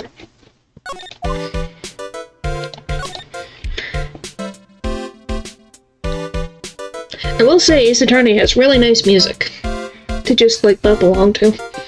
Bum bum ba dum ba dum ba dum. Today's channeling. What are you going to do once the nurse spirit has been called? Isn't it obvious? I'm going to have her write a signed confession. A signed confession? Yes, a confession. Pay attention. I'll have her write this. 1 year ago, on May 2nd, 14 patients died due to my negligence. And then, on May 24th, I fell asleep at the wheel and died in a car accident due to my further negligence. I'm sorry, and I apologize for being negligent.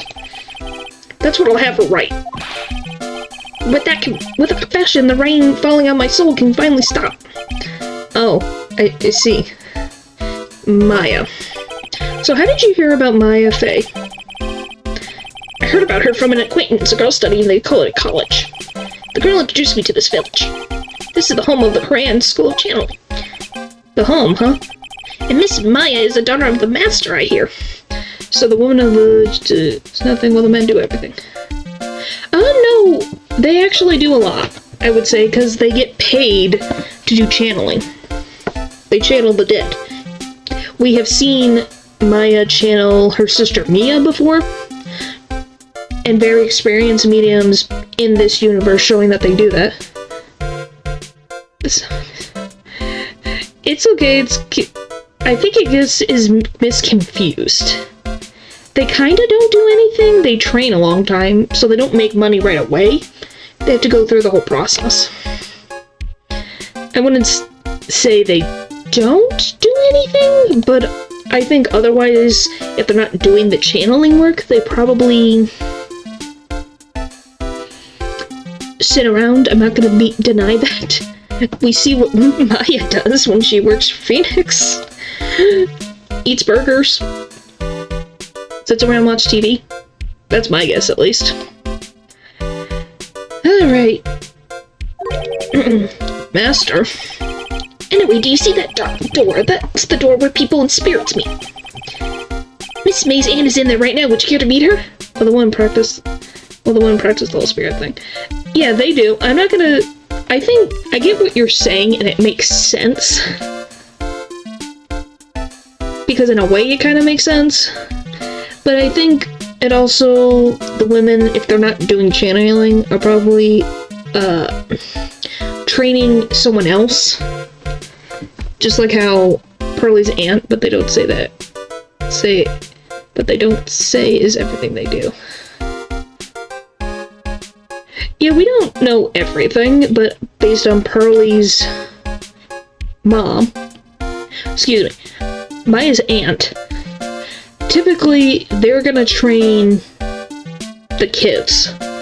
And there's probably always kids being born, so then it's a cycle of who is becoming a spirit medium and who has to learn how to go a job outside the village. So, who knows? It could be a variety of anything. Alright. Move. June 1st, Fay Manor, Windy Way. Wow, this garden is really breathtaking. Someone put a lot of love into it. What is that over there? Is that an incinerator? Dead person can write a confession. Well, in a way, how do I explain this in a way that makes sense? So, based on the games, so just like how Mia inhabits Maya's body, the nurse, if everything goes to plan, inhabits Maya's body and would be writing with Maya's hands. Obviously, an actual dead person cannot write a confession as a ghost, but that's how it, my guess is how it's supposed to work. Kind of like the Ouija board, except for you write it down on paper. That's my guess. I don't know. Is that an incinerator? Looks a little out of place in a garden like this. Examine. It's a small incinerator. I don't think garbage trucks come all the way out here to tiny villages like this, so every family has to burn their own trash. It's a really old urn. The ashes of a person long dead are inside. Looks like something with a long history. Other than that, it's not very interesting, so time to move on. It's a garden with a small lamp and traditional decorations. It's a bit small to walk around in, although the incinerator piques my interest. Looks like there's a room over there, too. Peaceful feeling is emanating from it. I think that's all from here, so we're gonna move. Yes, to the side room. I love this statue. Side room. So this is the side room. Looks like it's more of a break room. There's bedding spread out on the floor. It looks like someone's sleeping in one. It shouldn't disturb them. There's bedding spread on the floor. Is there someone sleeping over there? She's probably exhausted, being take a break and catching some Z's. If I wake her up, she might be grumpy and throw a spell on me. It's probably a good idea not to disturb her sleep. Small alcove. I have no idea what it's supposed to mean or symbolize. If I had one of these in the office, it would end up as storage space. But here it's decorated with some pretty flowers and a beautiful hanging scroll. It's a decorative wooden bear sculpture. There's a plate attached to the base. Karam Village, the heart of channeling. What the? It's a souvenir. So does this mean it's easy to spot bears here? And for them to spot you? This is the first time I've seen a sliding door like this in person. From here, I can see the windy way in a little garden in the courtyard. They used the same incinerator that was outside for the body to go the ashes too? Maybe? I don't know. That is a good question. I have no idea how they work with their own people passing away. I think that really just depends on the people. Alright, let's go to the meditation room. And let's examine the... I guess we can examine everything. This door leads out to the windy way. The weather outside looks really nice. A piece of cloth with a ton of fine writing characters jammed onto it. Probably historic knowledge only mediums would know. Let's see. Here's one in English. It says 100 ways to save money. Being a medium sounds like a rough way of life.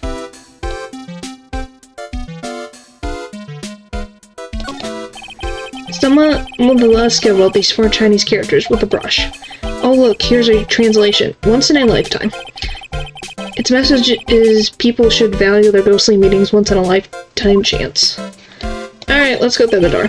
The door that leads to the channeling chamber, the place where spirits and people meet. The iron in this door was tampered, making it very solid. Looks like there's a strong lock on this door to top it off.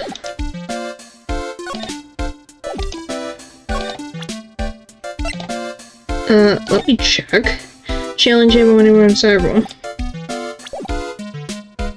Okay, am I supposed to get someone? Maya convinced me, so if that can happen, then there's should be able to write the confession. Yeah, that's what I was meaning. That's what based on how this universe works and its rules, that's how I guess it would work. It's an old-style cell phone. I can't say it fits in with the area too well. My cell phone doesn't get reception up here, so who knows, I may need it later. An old bus stop. It says Karam Village on the side post. The buses seem incredibly inconvenient since they only come 3 times a day. A giant rock that seems to be reaching for the sky. Its origins are written on a beat-up old sign. Looks like this giant rock is called the Karam Boulder. There's a really complex explanation written here, but long story short. So if this world goes and spirits are real, do channelings see things like count as evidence? So that's an interesting thing to tell you. So I guess I could say this so it makes sense to you.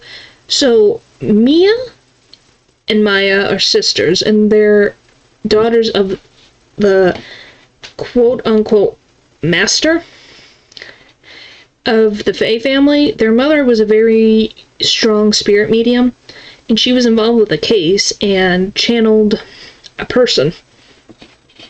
And that person through the Fae sister's mother, accused someone, and then they found out that it wasn't that person. So the police department was a mockery, and she was seen as a fraud, and has not been seen by her family ever since. So they don't work as evidence in the courtroom for that specific case. Alright, it's a big stone for spirits to live in, or something like that. The biggest, most elegant of the buildings I can see from here. This is Fae Manor, a place Maya calls home. It's easy to be overwhelmed by its presence. Rustic, that thatched roofs, houses where the villagers live line the street. They're nowhere near as large or as nice as the manor in front of me. It's kind of odd that I don't see any of the other villagers walking around, though. Okay, there's gotta be something I have to push.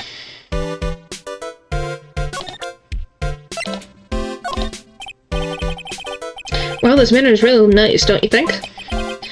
Do you honestly think this place is all that impressive? Don't make me laugh. Huh? This is the countryside.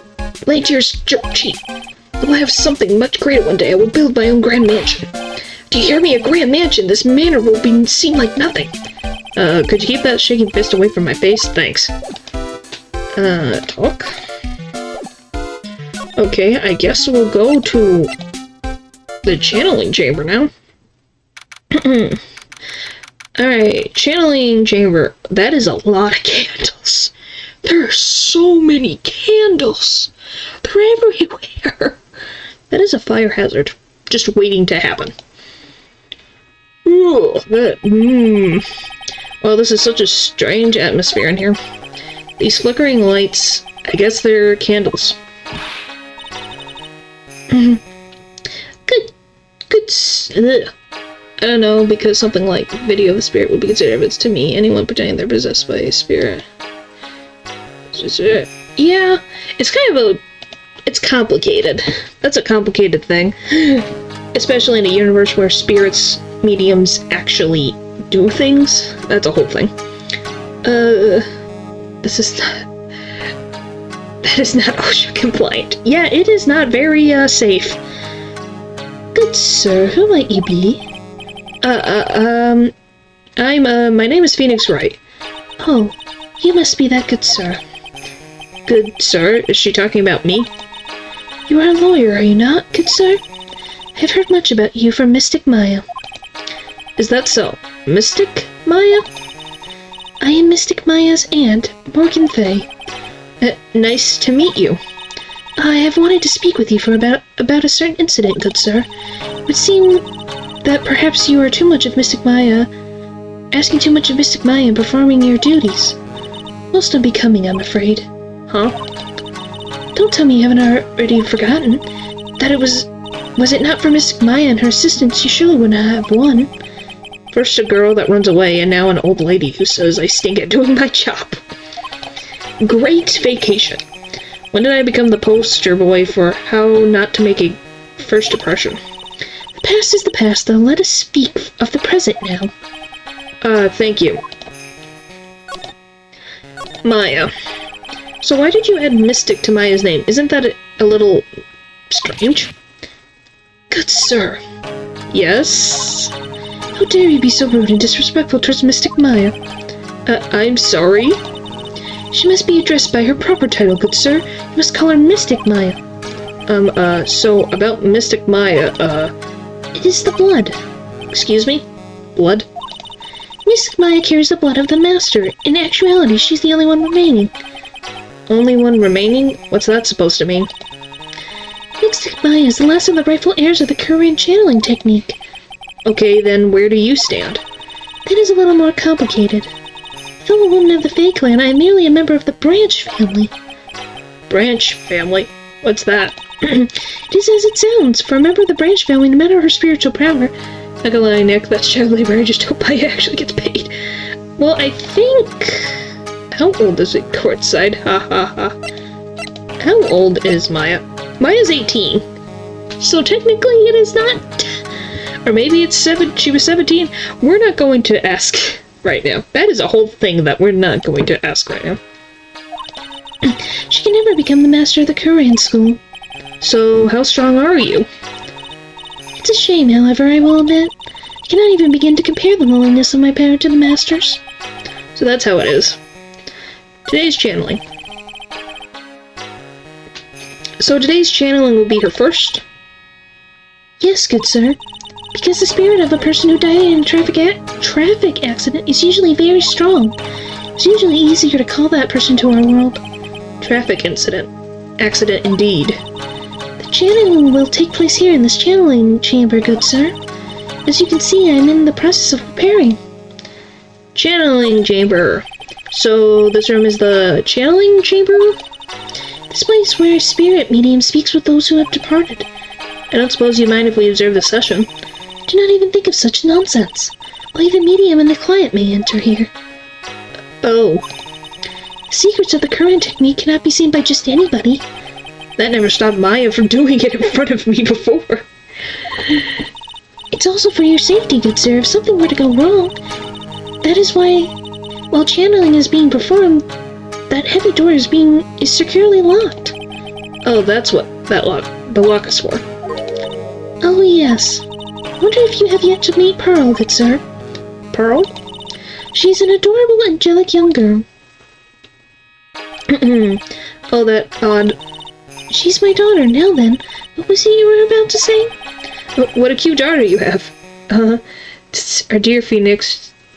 Justice here. Justice breaking the law. Justice, oh boy. A pure heart that knows not of the evils in this world is a powerful thing, good sir. Please refrain from affiliating with her, I request. Well, it's not like I had the chance to anyway. And must insist and stress that you let it not occur. Okay, I get it.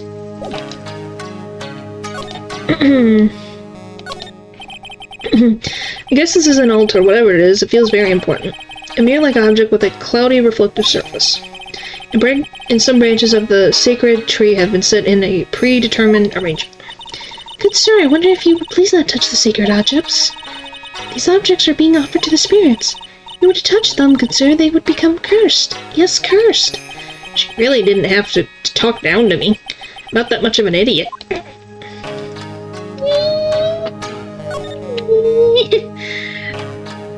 Alright. Oh my it just really... Alright, I think I'm gonna end here for the night. My throat's dead. So, thank you for watching this stream. I hope you had some fun with the randomness that has happened today. So, I hope you have a good morning, afternoon, night, and I will see you next time. Bye!